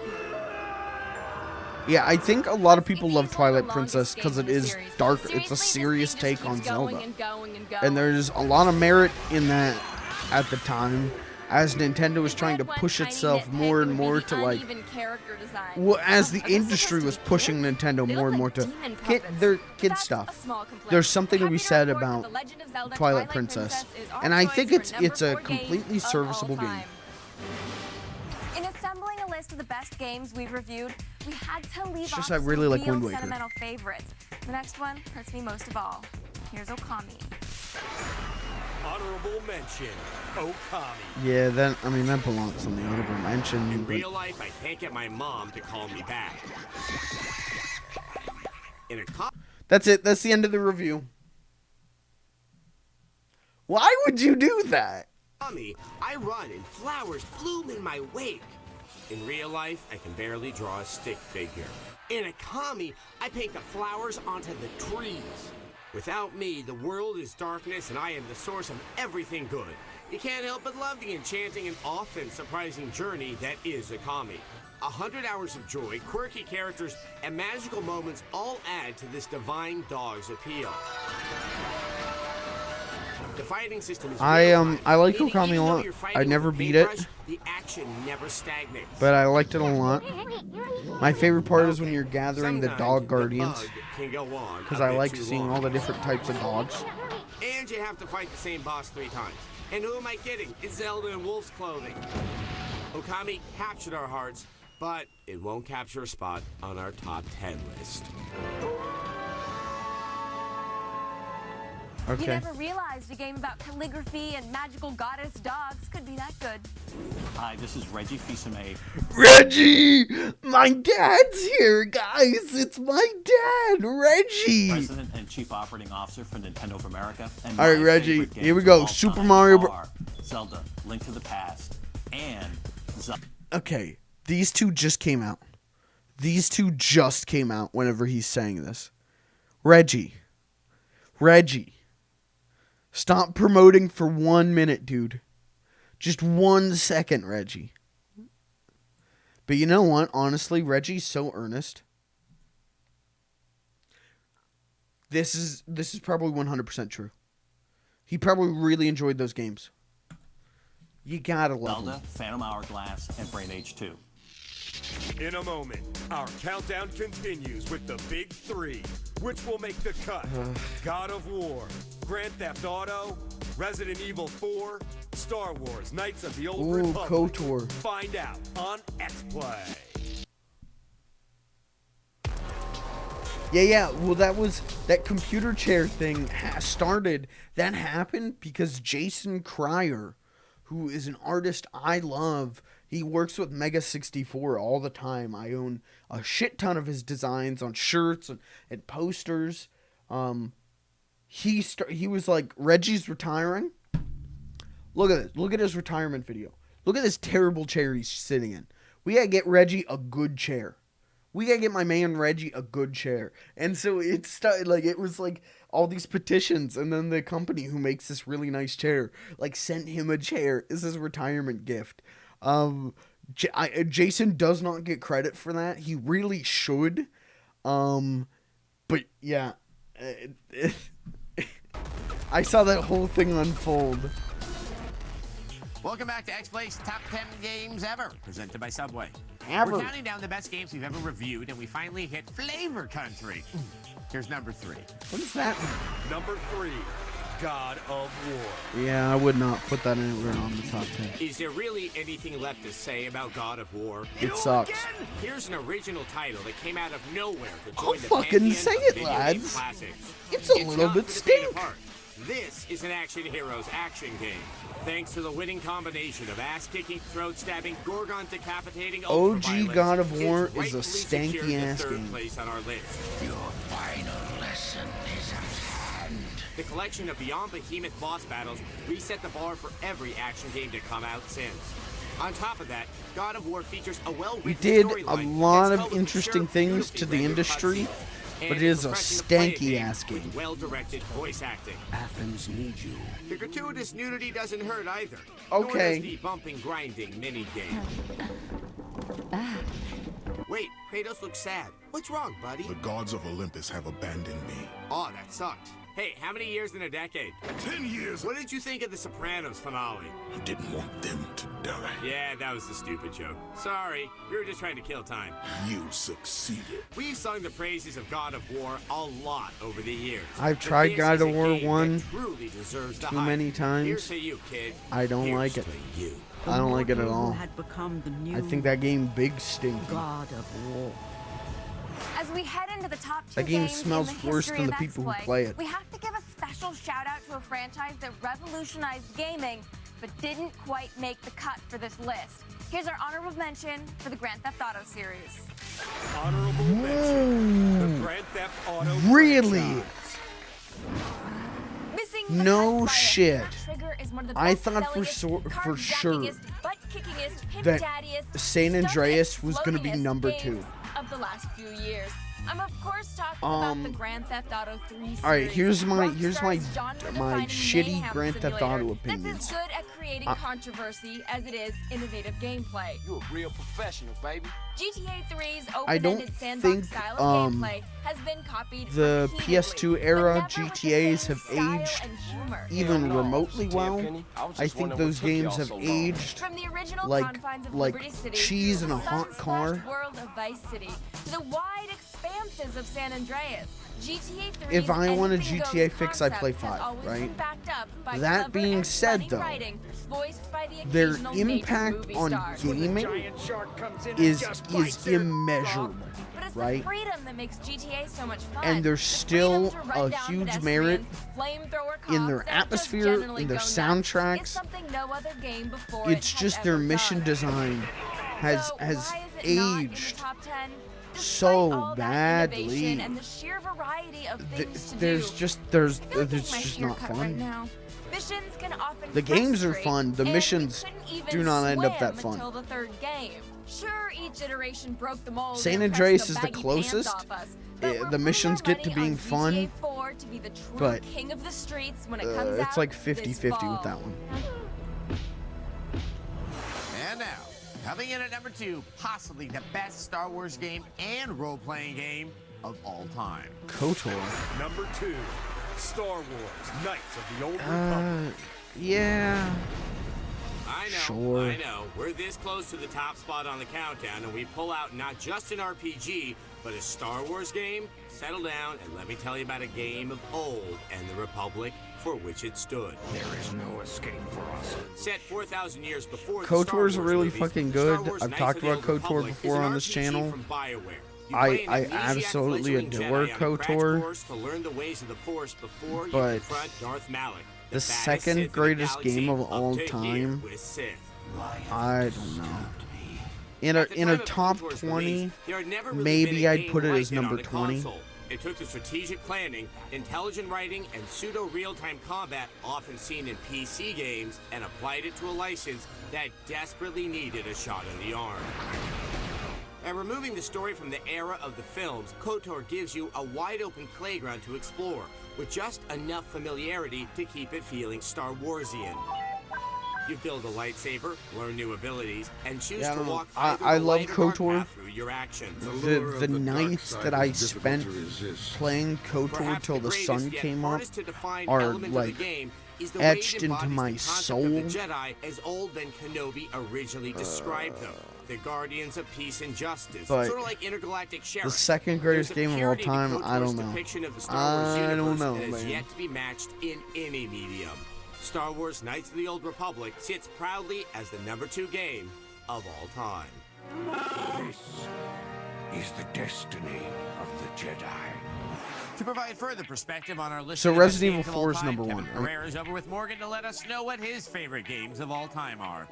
Thanks, Adam. So, Kevin, what do you got for Oh, us? Kevin All right, I'm Pereira. gonna cop out and say number 3 is all the old LucasArts adventure games like Full Throttle, Day of the Tentacle, Sam and Max. I'm putting that all in one because I can. It's my childhood. Don't rob me of it. Okay, now that you're cheating. No, 2 was Guitar Hero because it was Okay. such an experience that, anytime you can get my dad off the couch, it's a good thing. He needs Yes. it. Number 1, though, best game of all time, Quake for the PC. Okay, why? Because Quake did for online gaming what Pong did for offline gaming. The fact that you had full online TCP/IP Windows play. I clan don't support, Quake disagree, World, Team though, Fortress, like, the add-ons, GL. I don't Quake. think mean, it's the greatest so much game of came all out that one time, game but that like really set the tone and Quake the did a pace lot for for years and years. online gaming Thanks that for then joining us, Halo Kevin, 2 and we really have a lot more cemented. when we come back. My name is Jin Okubo from Namco Bandai Games. My 3 favorite games are All right. Tekken, Ace Combat, and Uh-huh. of course Soul Calibur. Right. Okay. Well, those. It all comes down to You this. can't do that. Coming up, find out who's on top. As My X-Play favorite reveals games the is #1 the one that I game made. Ever reviewed. My favorite game is the one that I was the director on. That's the best game of all time. Yeah, dude, my fucking favorite YouTube video is whatever the newest Fudge Films skit is. Favorite games. So my first one is World of Warcraft. My next favorite game is Half-Life 2. My next favorite game has to be Natural Selection. All right. Thanks for your time. Who's choosing natural selection? As promised, we've got a clip Oy from tonight's vey. all-new episode of Code Monkeys. In case you haven't seen it, Code Monkeys is G4's new animated series from the creator of Minority Team and one of the twisted minds behind Crank Anchors. Think Office Space meets South Park meets Pitfall. Who could ask for anything more, right? Okay, I'm glad Now you cut make this sure out. You don't miss the next Thank you. all-new episode airing I don't next, want to right watch after Code X-Play. Monkeys. For exclusive I did that content and already. to get to know the That was characters, like one of the check out first things I watched on Netflix. GeForceTV.com/CodeMonkeys. And Code before we Monkeys get to was the just #1 on game we've ever Netflix, and reviewed, I we have watched to that hand entire out show. One more honorable mention. Here's our It wasn't tribute good. to Gears of War. Honorable mention: Gears of War. Okay, at least Gears didn't take #1. That's That would, a dude, big my entire monster. face Too would bad you'll never implode. see it again. Gears of War is the shot of Rhino steroid fans of the shooter genre were waiting for, and that's just the single player. Multiplayer changed the noob poning formula just enough to create an exciting new dynamic in online death matches. Plus the head Whatever. stomping. Oh, the head stomping. Chat, you're not gonna get me on to our say top anything 10 positive list, about Gears of it's War. kind of You're just only not. half a game. Remember that monster from 30 If you seconds like it, ago? more power to you. It's not for me. Reappears. So many threads are left hanging, and this game is clearly only a skirmish, and we're left waiting to fight the war. I can't wait till Cliffy B gets us the second half of this game next year. That was fun. Well, you guys have asked us 1,000 times, and now we're finally gonna tell you what we think the best game we ever reviewed is. Resident Evil 4. Yeah. Resident Evil 4. I don't disagree. If you have ever seen an episode If of we're X-Play, looking you most specifically likely know at this that we era, love I Resident Evil 100% 4. agree. Really love it. It's the best game on of this generation, of the PlayStation 2, Xbox, GameCube generation. Was upgraded into a visceral and gripping It action is experience. phenomenal. As soon as the game starts, an entire It village is of Spanish incredible. psychos I mean, are trying to kill you. Why these people? It From the moment we saw basically this chainsaw-wielding single-handedly maniac, we knew this game was like something special because the X-Play team reinvented had collectively and crapped its pants. saved the third-person shooter. Little rough, don't you think? The gameplay never gets And old. not that 1 I minute love you'll be gunning down third-person satanic shooters, monks, and the but I next love you'll be this running one. From a giant stone midget that's trying to crush you. Don't ask, because the story is, well... Oh, I must have dropped it when I was running away from them. But really, who cares if the dialogue isn't great? So, after you take me back to my place, How about we do some overtime? It's the gameplay. She we're means interested fuck. in. Even after you've beaten the game, you'll be coming back again and again.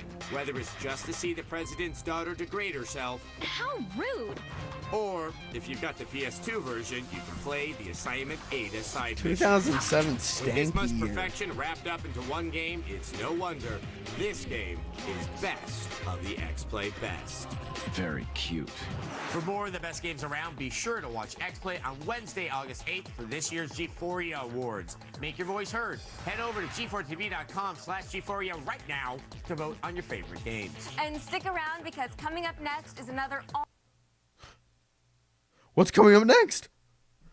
Morgan, what's coming up next? I'll never know. Well, that was interesting, man. And I feel like now I have to do my own, like, top 10 games ever. Right? Like, I feel like now my foot is to the coals. And I need to list out my top 10 games ever. Ever. Number 7. Meat and Fuck Drag Race. That's my favorite one. Number 1.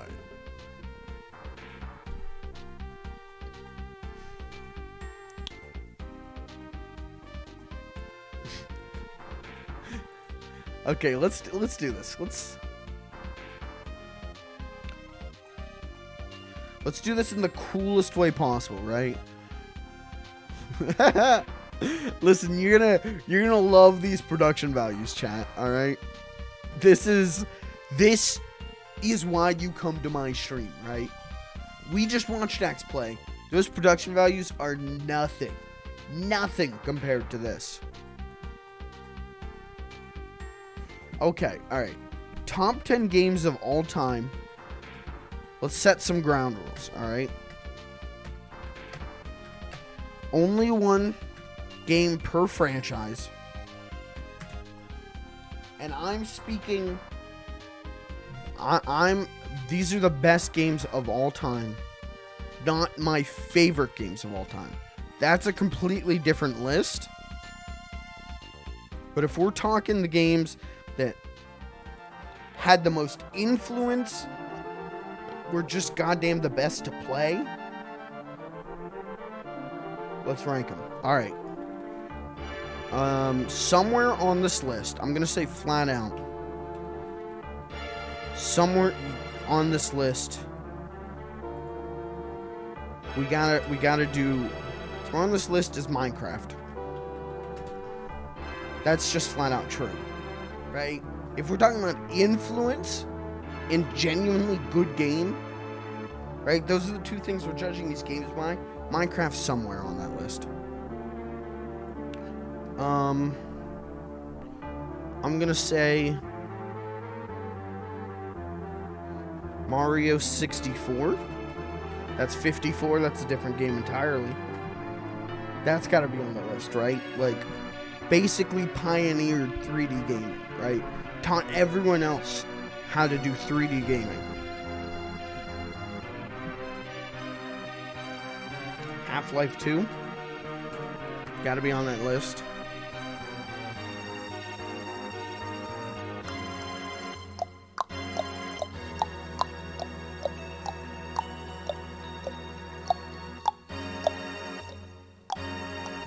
World of Warcraft. I'm gonna say...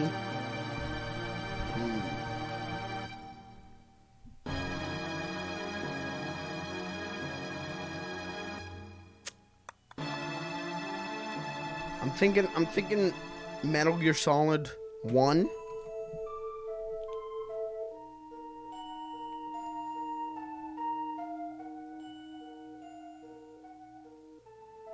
I'm thinking Breath of the Wild for a Zelda choice. I know someone out there just shit their diaper. Someone's diaper is full. I just typed that. And not Ocarina of Time, not Link to the Past. Yeah, I think Breath of the Wild is going to be more influential on games going forward. And like, what is, right? Like, Link to the Past, Ocarina of Time are fucking phenomenal games. Phenomenal games. But so is Breath of the Wild. And I think Breath of the Wild is going to have a big influence on games, while I would argue Ocarina of Time and Link to the Past had an influence on games for sure, but maybe didn't change gaming in the same way.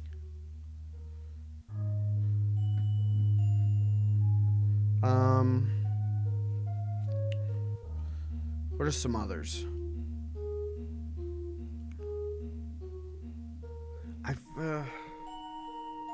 I mean, if we want to... Okay, let's do Tetris. Let's just list out ones. GTA 5, I think, is the best Grand Theft Auto. Breath of the Wild may be in my top 3. Yeah, I think it's going to end up there. I think it's going to end up there on this list. Fallout. I don't think... If you look at the original Fallouts, which are phenomenal games, right? The isometric top-down ones, I don't necessarily know if their influence on gaming was that huge. And if you look at the Bethesda ones, I don't think their influence on gaming is that huge. And you could argue maybe they're not that good, with the exception of New Vegas and maybe 3. And again, someone's diaper is chock full right now. But like, if we're talking about influence, I think I would say an Elder Scrolls game like Oblivion or Skyrim over a Bethesda Fallout.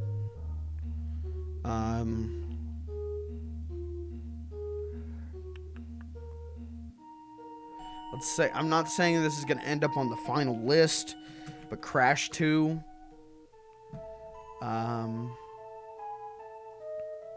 Smash Ultimate. Mario Kart 8.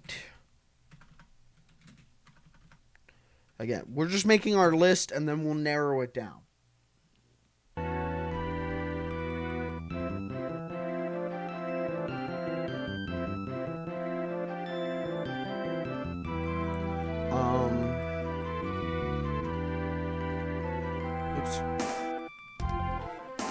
Last of Us.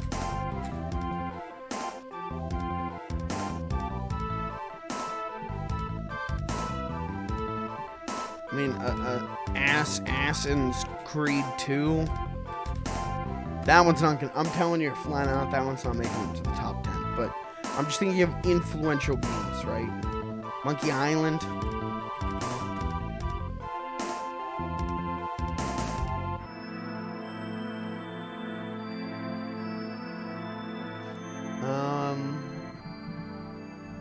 What else? Pokemon, but like which one?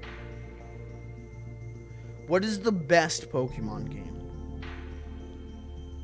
I feel like that's asking that question just invited 800 people to scream at each other, right? Because the best Pokemon game is the one you grew up with. That's the answer. Right? Like, for me, I would say, like, Gold and Silver. Those are the best ones. And some would agree. But I know people who will fight tooth and nail for Gen 3, Gen 4. Hell, I know a dude who says Gen 5 was the best Pokemon ever got. That guy's wrong and stupid, but he does say that.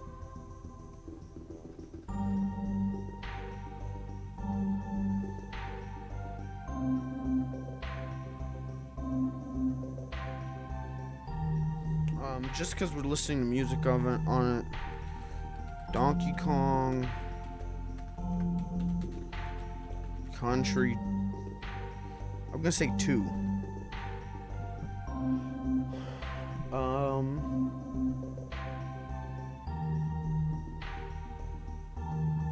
What we got? 1, 2, 3, 4, 5, 6, 7, 8, 9, 10, 11, 12, 13, 14, 15. Is there anything else?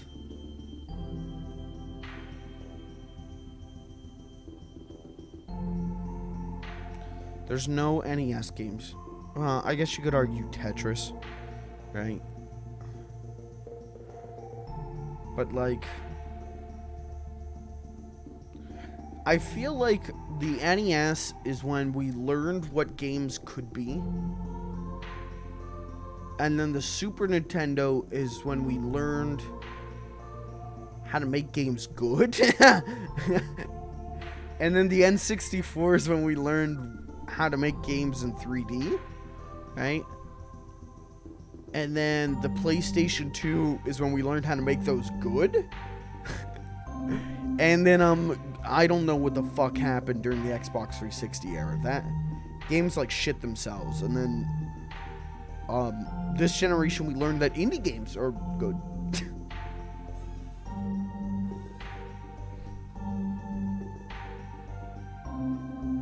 I feel like we should put Final Fantasy. Listen, 6 is the best one. You can't convince me it's not. But like 7 does have the most reach.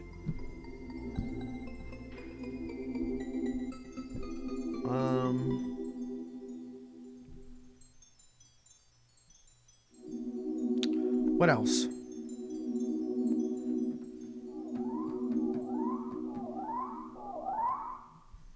I mean, Goof Troop. Gotta put it on there.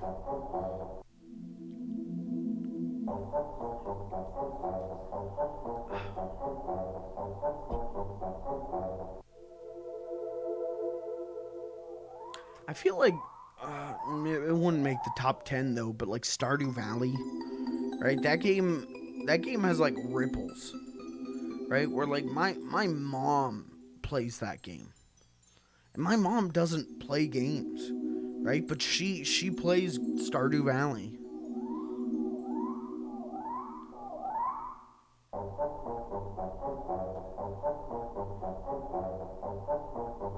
Okay, we can probably just start listing these, right?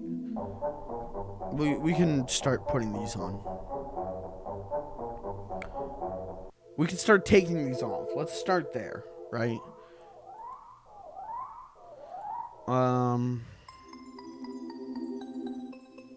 think Crash 2. Bennett.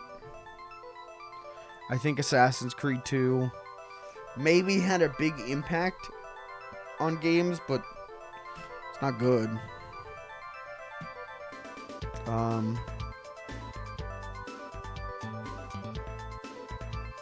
mean, how many do I need to get rid of? 1, 2, 3, 4, 5, 6, 7, 8, 9, 10, 11, 12, 13, 14, 15. I gotta get rid of 5.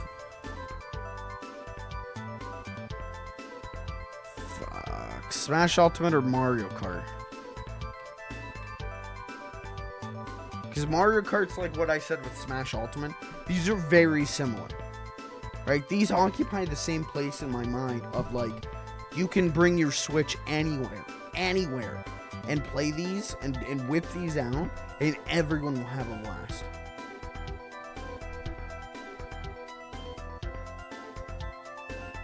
What is better, Smash Ultimate or Mario Kart 8 Deluxe? I'm sorry. It had to be done. Okay.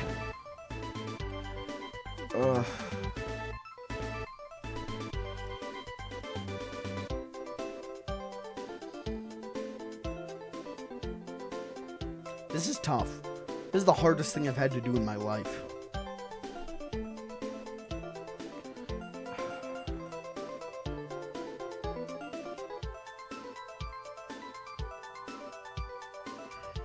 I hate to do it. You don't know how much it kills me to do this.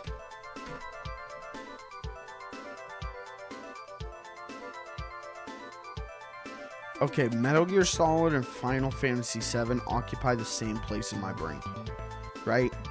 Pushing gaming harder towards storytelling, and on the PlayStation 1. And if we're doing that, it's no contest to me. Metal Gear Solid is better than Final Fantasy VII.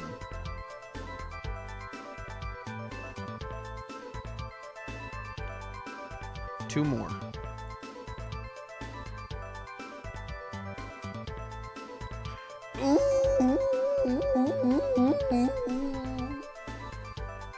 It hurts.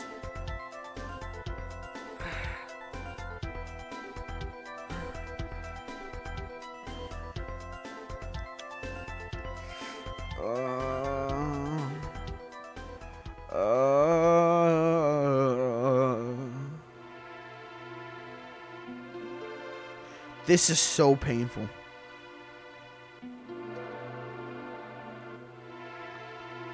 This,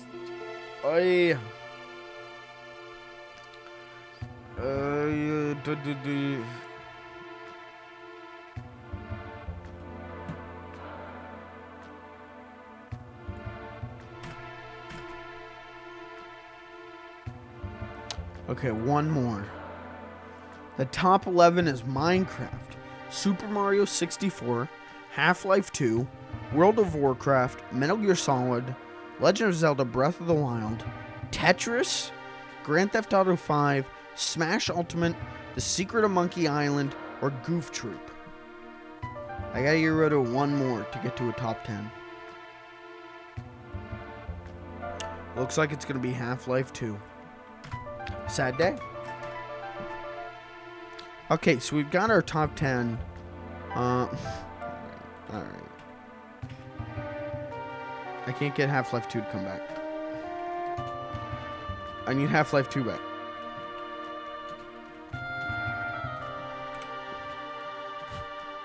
Okay, Goof Troop I put on there as a gag.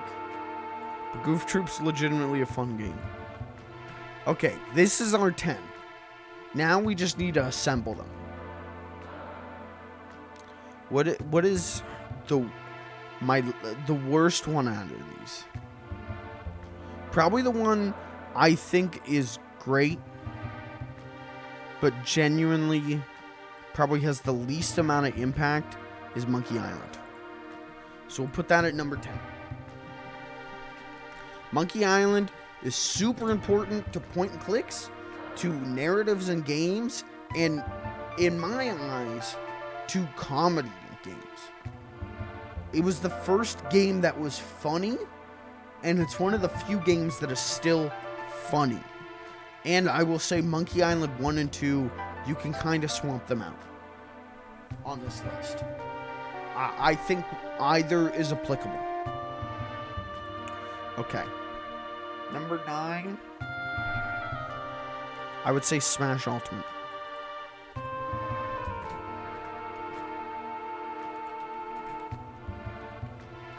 It's good. It's great. It's like I said, it's the perfect game to bring people together. Everyone wants to play Smash. No one doesn't want to play Smash. It's also still kind of early to tell its impact on gaming. Okay, next at number 8.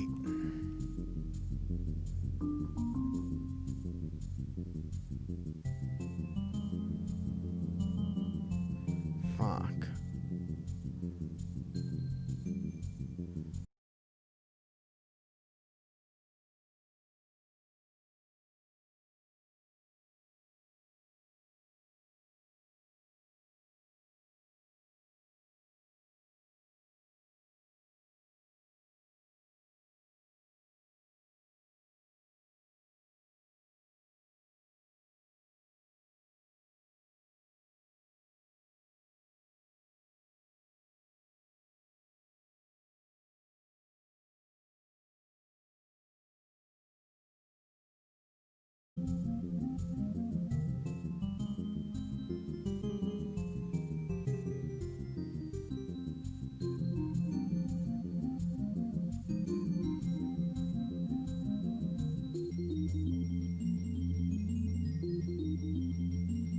On my screen, I'm just sitting there. I'm like not making a noise. I'm not doing anything.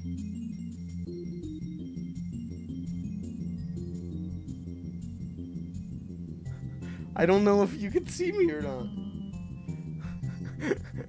This is hell, dude. Hold on. I don't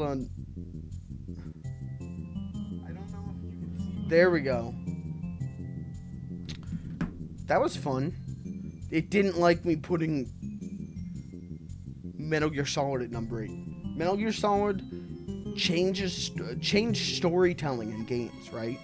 So important to storytelling in games, and it does it better than I feel most because it isn't just cutscene. It is. There's a lot of cutscenes, but those cutscenes tie into being a game, right? It is a story that could only be told through a game. There are things that can only happen in a game. And a lot of people are like, haha, gimmick. It's not a gimmick. It's how stories in games should be told. If you want your narrative to be impactful as a game, right? It has to influence the game, right? Metal Gear Solid series does it great. Kojima stuff does it great. Red Dead Redemption 2 does it really well, where that whole game you're just running in a circle. And by the end of it, you're like, fuck me, come on. We're doing another heist? That's the point. That's the story of the game. They're using the game to influence your feelings and thoughts. It's brilliant. It's how stories in games should be. So Metal Gear Solid's number 8. Okay, number 7.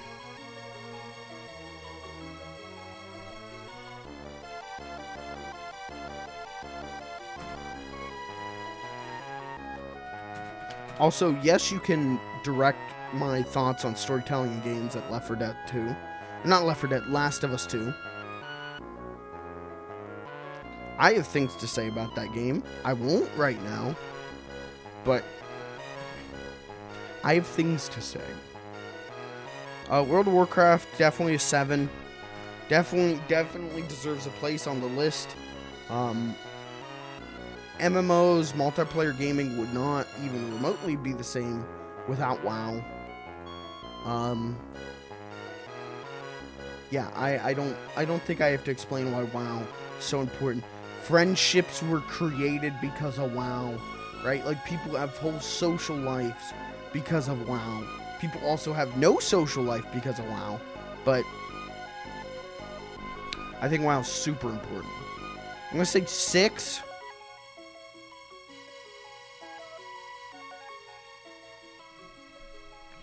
Six is GTA 5.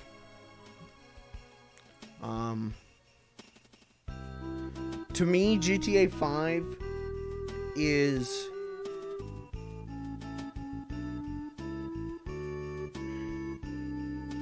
it was like a big leap, right? GTA 5 to me, and I could be really wrong on this one in general, but to me, it felt like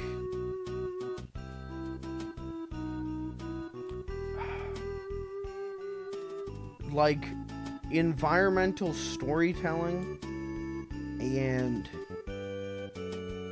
just pure gameplay finally was like the focus of Grand Theft Auto. It's the only Grand Theft Auto I think plays really well. And I think its influence on games going forward is super big. Yeah. And we'll talk about that if I do a favorite games list. Well, we can talk about GTA 5 because it's on there, but from a personal aspect. But I think it definitely deserves 6. Number 5, I'm gonna do exactly what I said while we launched that X-Play. Half-Life 2. Half-Life 2 is two things, right? It's a story and it's gameplay. Its story is emotional. It's mature. It's aged really well. It's a wonderful story that gets you in the right places. It gets you wanting to play the game, but you're also just invested in it from a story standpoint. And in 2005, that was completely out of the blue. That was different. That was wild. That was huge, right? And from a gameplay perspective, what the Source engine did for gaming is like insane, right? There's a reason the Source engine is still used. It's that damn good. Physics in games changed when Half-Life 2 came out. It went from arcadey, goofy, whatever, shoot the barrel, it goes flying, to real physics. Gaming, even though I have my own thoughts and opinions on games getting more realistic, gaming wouldn't be able to get to that point without Half-Life 2. Okay. The fourth greatest game of all time.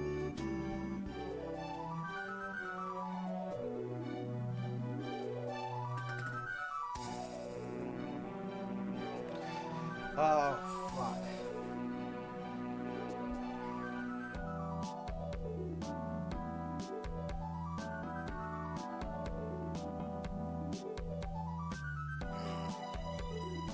Where is Ape Escape?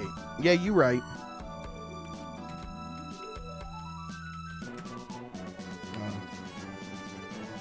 Okay, there we go. There's number one, Ape Escape Academy.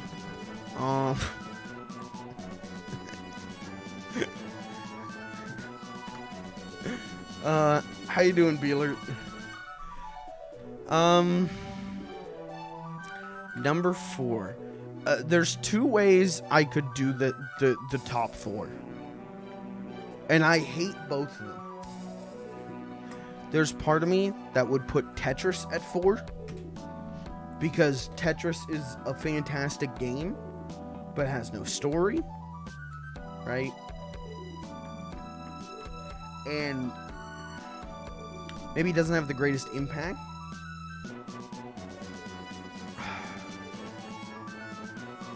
But it's also fucking Tetris. Everyone has played Tetris. Everyone loves Tetris, right? It's grandma's played Tetris, right? Cousin Bippy plays Tetris, right? Everyone plays Tetris. And it in itself is the boiled down quintessential gamer oil that we ingest because it is just pure game. But on the other hand, how many games do you know that cite Tetris as their influence, you know?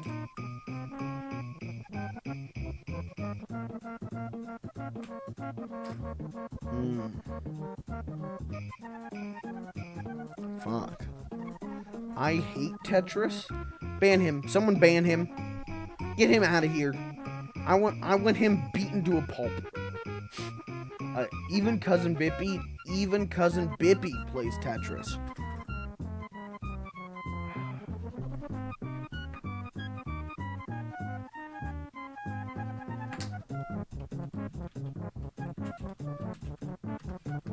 I fucked that up.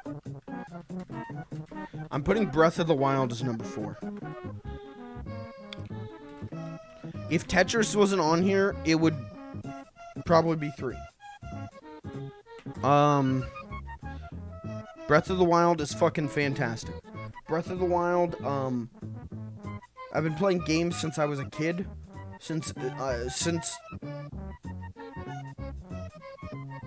before I can remember, right? And I know that's an expression, but genuinely, my first memories are playing video games. I've never not been playing video games. Breath of the Wild, in the year of our Lord, 2017, does things that I had never seen a game do and caught me off guard so many times. And I know it's goddamn divisive. I know people hate the weapon durability. I know people shit on the game. Get the fuck out of Dodge. Right? There's something about you climb on top of the cathedral and you glide down and then you chop down a tree and lift up the tree and make a bridge with it, and it's just a random tree. You could have chosen any tree. It, like, moved me, not with its story, but because its gameplay was so next level.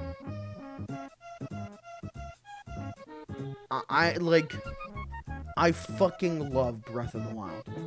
People who hate the durability.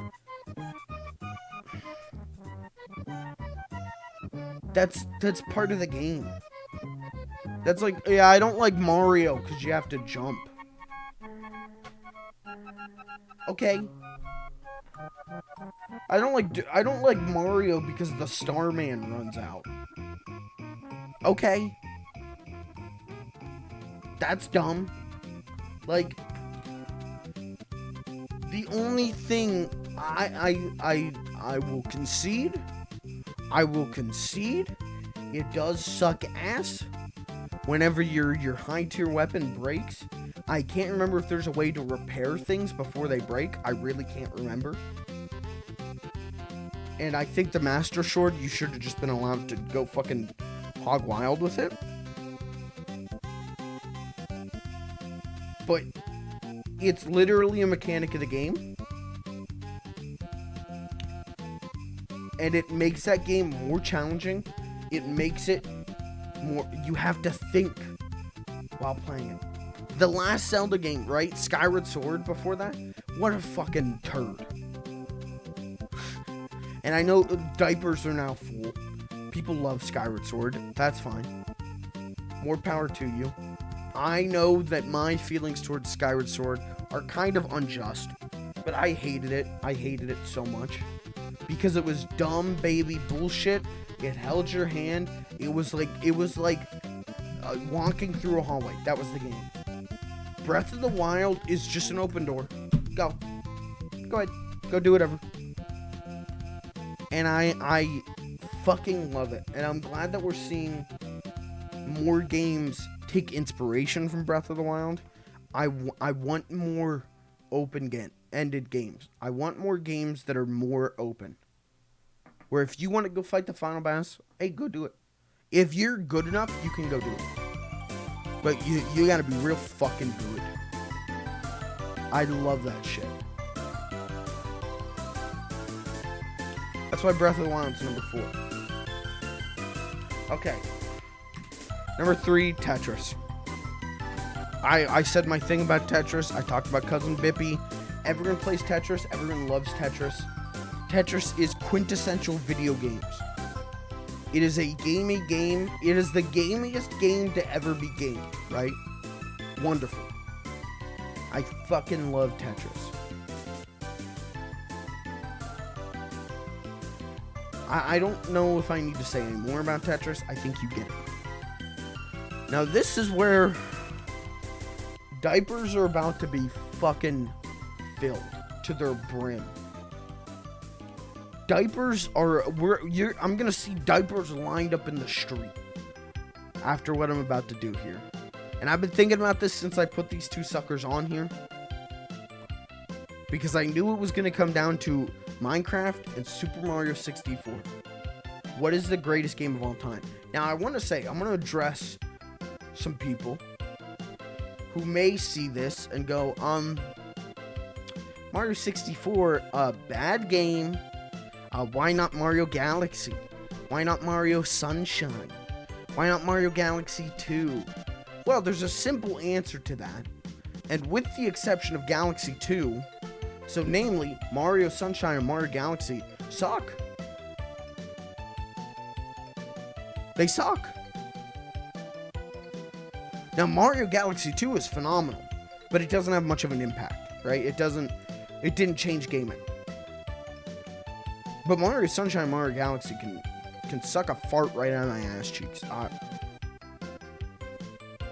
You're talking to a guy who would take a fucking bullet for Mario, alright? Right?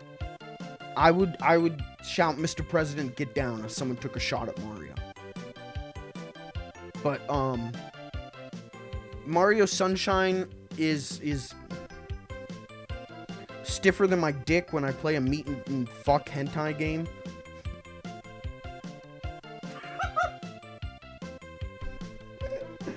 And and Flood is just not fun to use. It's just not. And Galaxy, I constantly feel like I'm not in control of Galaxy, right? I get on the other side of a planet and like my controls flip. No. I would say Galaxy's Sunshine's better than Galaxy.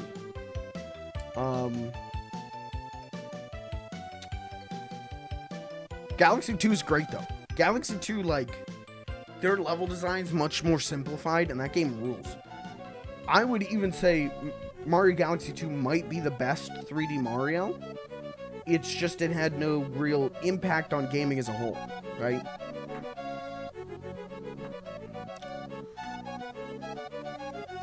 So I wanted to address that.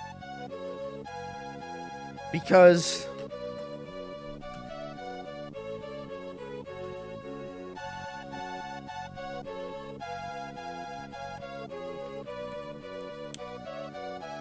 to me,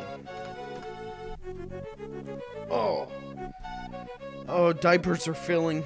I can hear the cacophony of shit pants. To me, Mario 64 wrote the book on what 3D gaming could be. It's where the term camera comes from.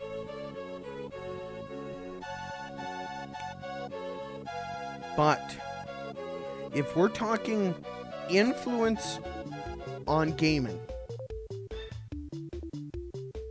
and let me say, Mario 64 is some big influence on gaming. This sounds like a Mario Paint song. What is this?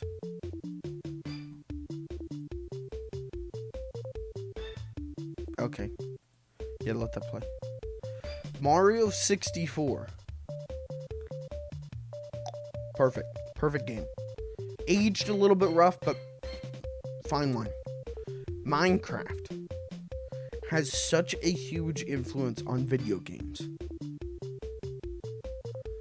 Has an unparalleled influence on video games, I feel.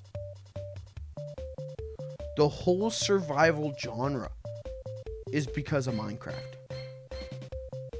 Crafting. Minecraft. There's so many games right now, big games, popular games. Fortnite, Roblox, Rust. Even down to simple mechanics in modern games can be traced to Minecraft. And Minecraft got so many of these snot-nosed, booger-eating kids into video games, or fostered their loves of video games, because it did for me. I can tell you flat out, if it wasn't for Minecraft, like, I'd still be into games, there's no doubt. But would I love modifications and servers and playing multiplayer and meticulous long games with no story? Would I love them as much as I do? No, not at all.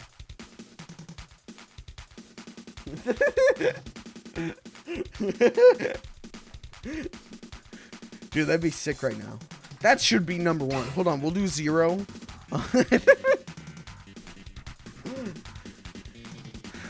I personally feel like Minecraft is the greatest game of all time. And someone's going to disagree with me. I think the people who are going to disagree with me are the people who are older than me. Who are like, Sonny boy, you forgot Army of Two. Yeah, there's a reason I forgot Army of Two. But I think my generation and younger will absolutely see Minecraft as the greatest game of all time.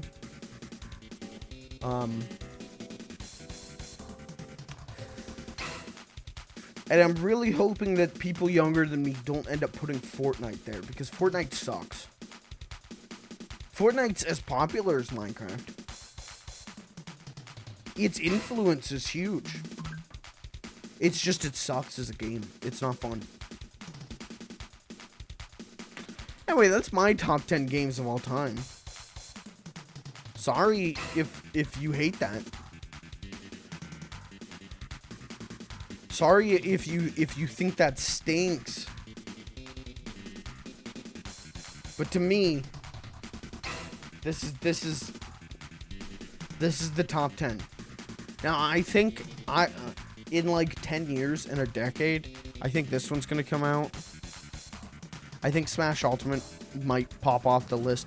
I think Breath of the Wild might be replaced with a little game called Breath of the Wild 2.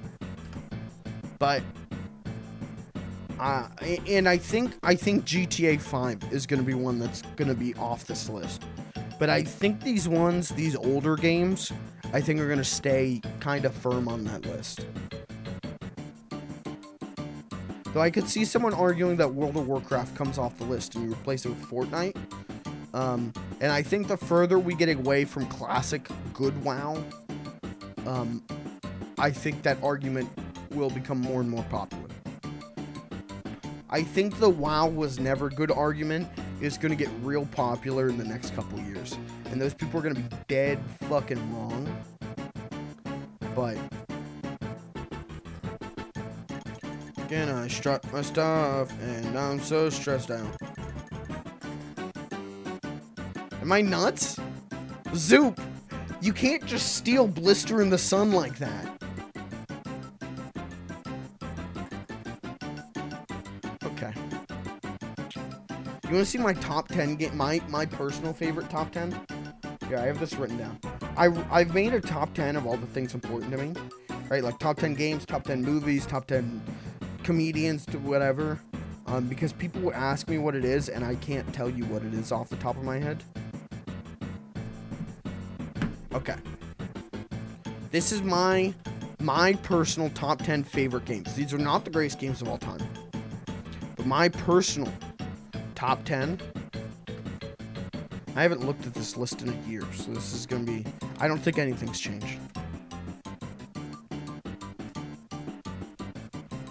Okay, my personal top 10. Number 10.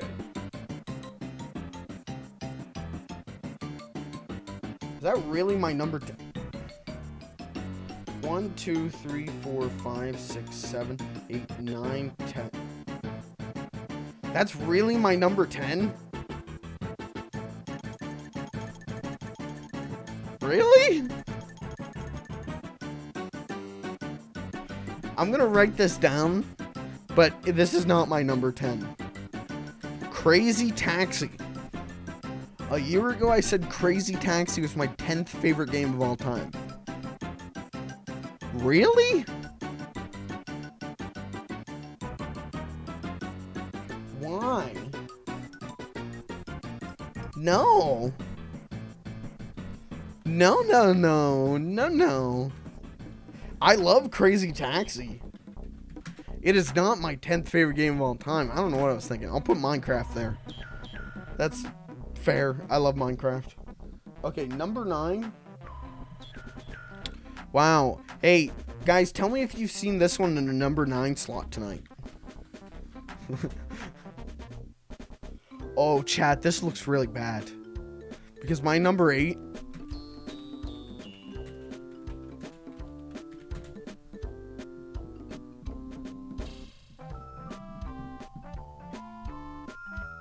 This makes me look real bad. This makes me look like I did not take this list seriously. I did not look at this one objectively. I swear on my life, Scout's honor, I did. Uh-oh. You know what? We'll put a 3 on that just to make it look different. There we go. Uh-oh. What is my number 7?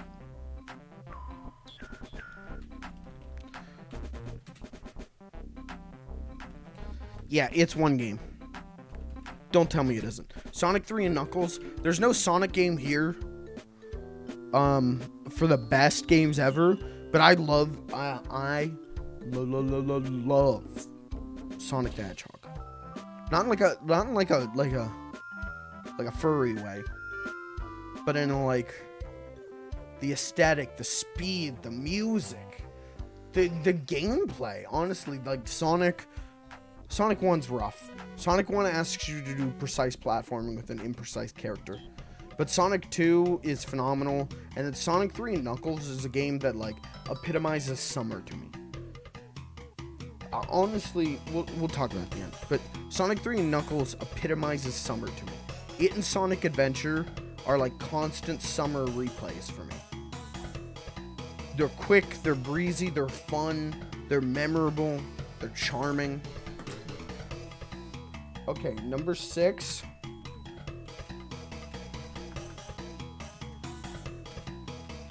Now, I deleted this one off of the best games ever. I love Donkey Kong Country. I've made that known on this channel about 100 times. Donkey Kong Country 1 and 2 are the...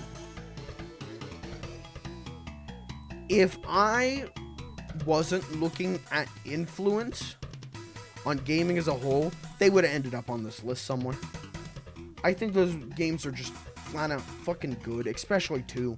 2's platforming is tight. It's tight. God, what a good game. The soundtrack in 2...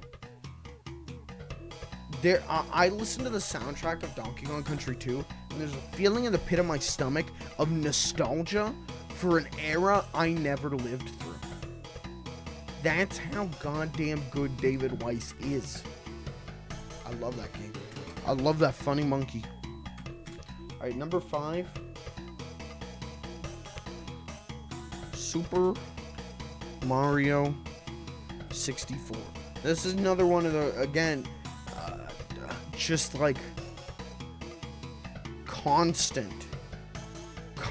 on my mind. The Donkey Kong Country games and Mario 64 always on my mind. I'm always thinking about those games, the presentation, the aesthetic of those games. Just cute but groundbreaking. And I love them. I love them. Mario 64 was such a constant in my life as a kid. Like, I played the DS remake, right? Constantly. Non-stop. That game is burned into my brain. But I do kind of prefer original Mario 64. Alright, number 4. This one should not be surprising to anyone. If you've watched this channel before, I kind of really like Animal Crossing. And for my money, New Leaf is my favorite one and kind of the best one. I said this before. I say this, I think, every Animal Crossing New Horizons stream. New Horizons is mechanically the best Animal Crossing, but it's not a perfect Animal Crossing, and it lacks personality in a lot of ways. Namely, the villagers are kind of mechanically dumbed down, but the customization, the creativity, everything put into that game makes it phenomenal. New Leaf, though, New Leaf made me cry constantly. I'd play New Leaf and someone would be like, I like your hat, and I would like burst out in tears. It came to me at the right point in my life, which is where we're gonna be for the top 4 are games that came to me at a point in my life that changed me. And New Leaf was one of them, where I felt so alone as a human being, right? I was what, like 13, right? So that peak, puberty's hitting hard. Your emotions are all over the place. And I was just, I felt so alone. But I had New Leaf, right? I had all my villagers. I had Captain. And they made such an imprint on me because there was this kindness conveyed by the developers through that game that made me feel not alone. I sound like I'm going nuts, don't This may be the stream where I finally snap. All right, number 3. Oh.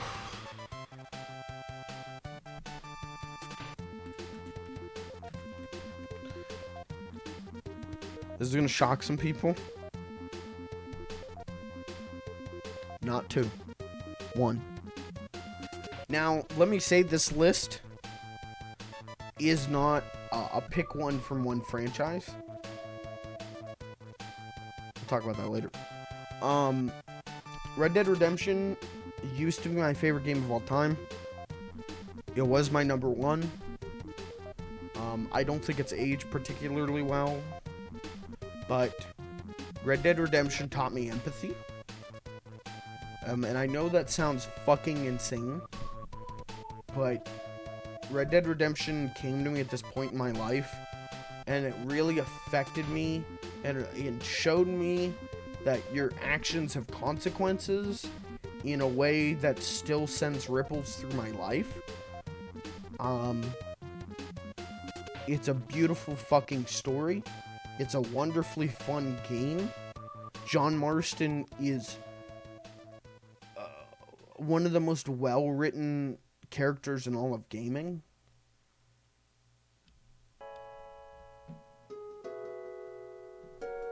Okay, number 2.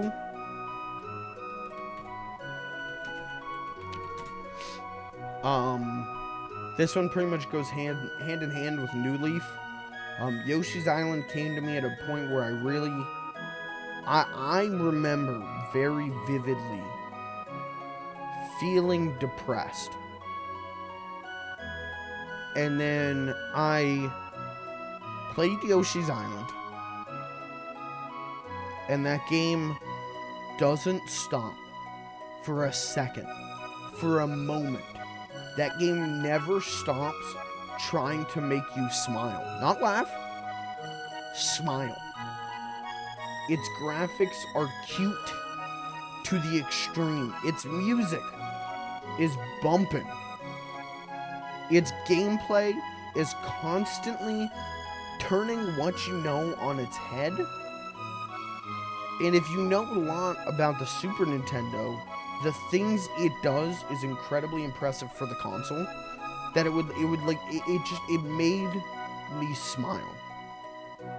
For the entire length I played that game, I was happy. And Yoshi's Island is still the game I go back to when I need a pick-me-up. Yoshi's Island is one of those games that gets hate every once in a while, and that's fine. You don't like it, but it's so important to me. It's so important to the person I am. Number 1. I think this is the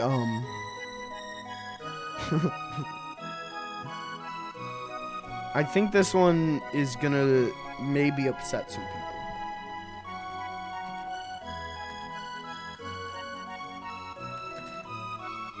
This is my favorite game of all time. It's not that old. It's got problems. I think every criticism of Red Dead Redemption 2 is completely valid. I've said that before. I think the people who say it goes on too long, yep. I think the people who say it's circular in nature, yep. I think the people who say Rockstar's mission structure is outdated, yep. Completely agree. Could not agree more. But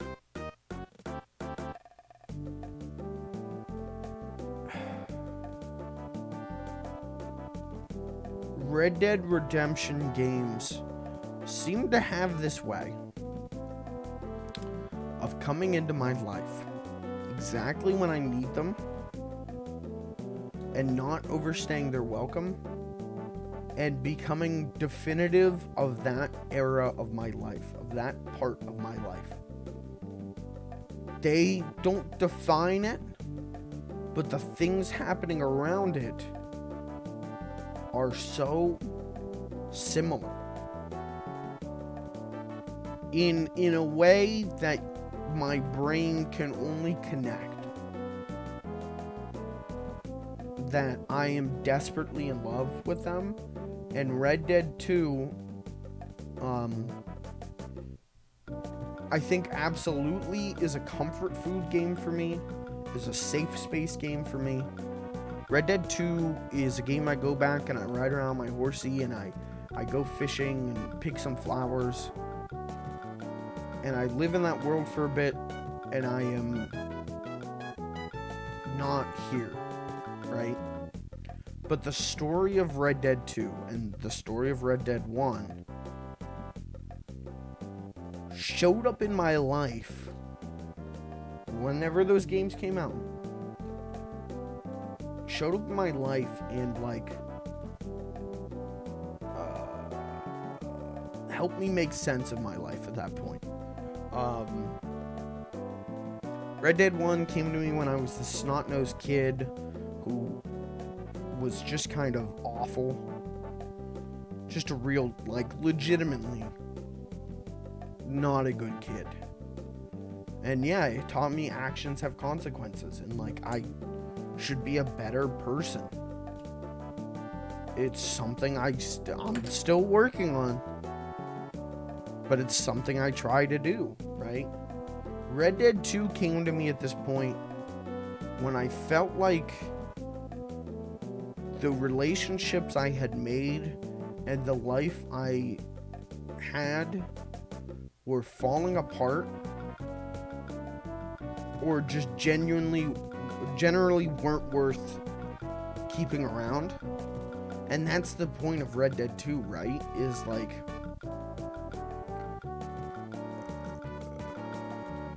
Arthur's life, the gang falls apart. And that was what was happening in my life. But Red Dead 1 is a story of a man who is redeemed through his actions. Red Dead 2 is the story of a man who doesn't even know if he's worthy of redemption.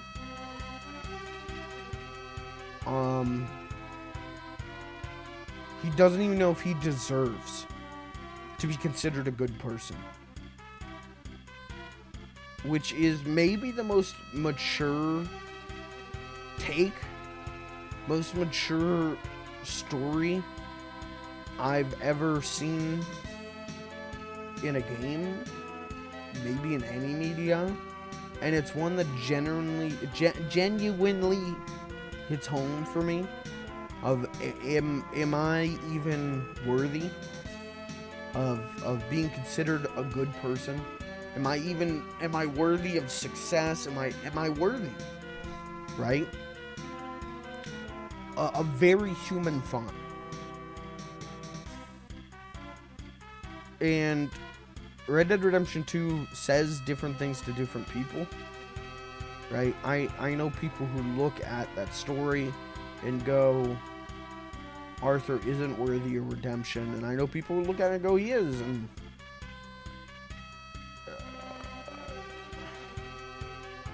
what it says to me is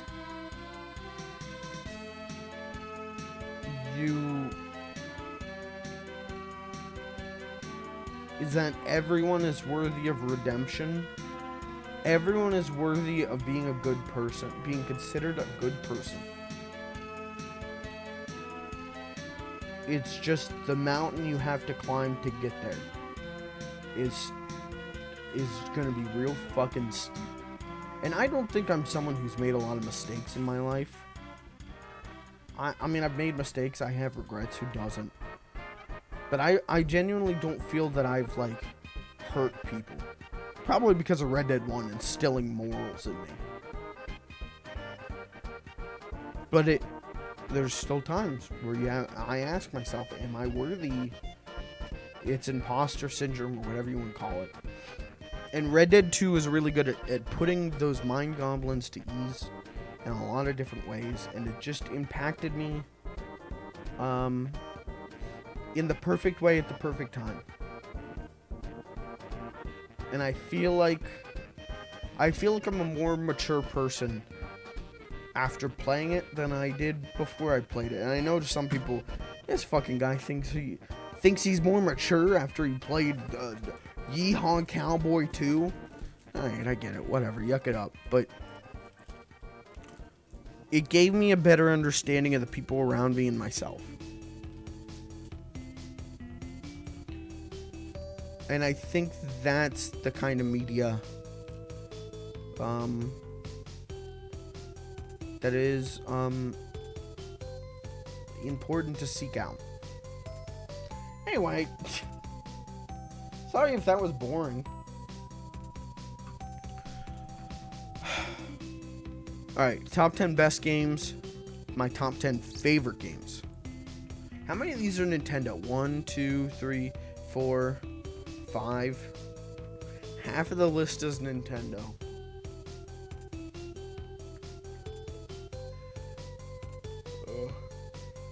Shit. Chat, go. What's your favorite game of all time? Shout it out.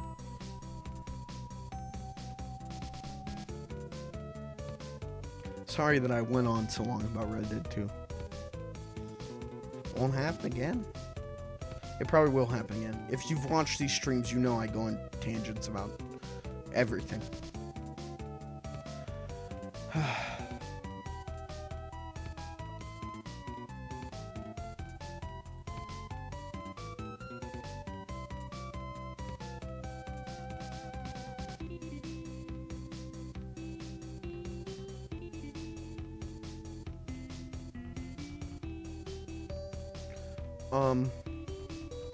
Okay, now what the hell do we do?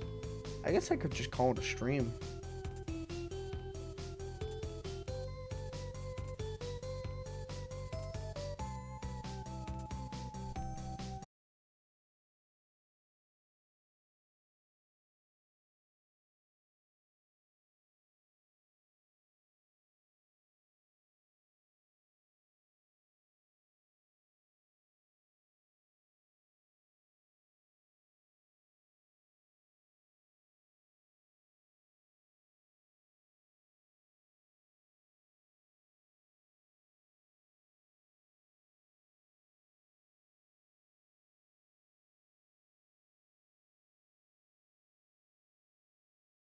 I might be back. There we go, I'm back.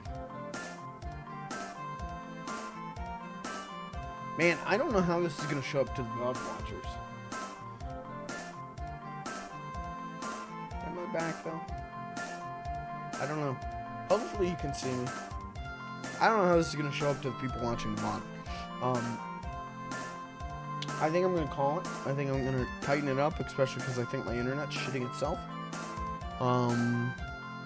There's a new skit on the main channel. Please go check that out.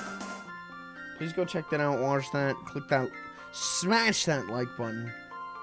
I'll be back tomorrow. We're going to play something really interesting tomorrow. We're going to talk more about the skit.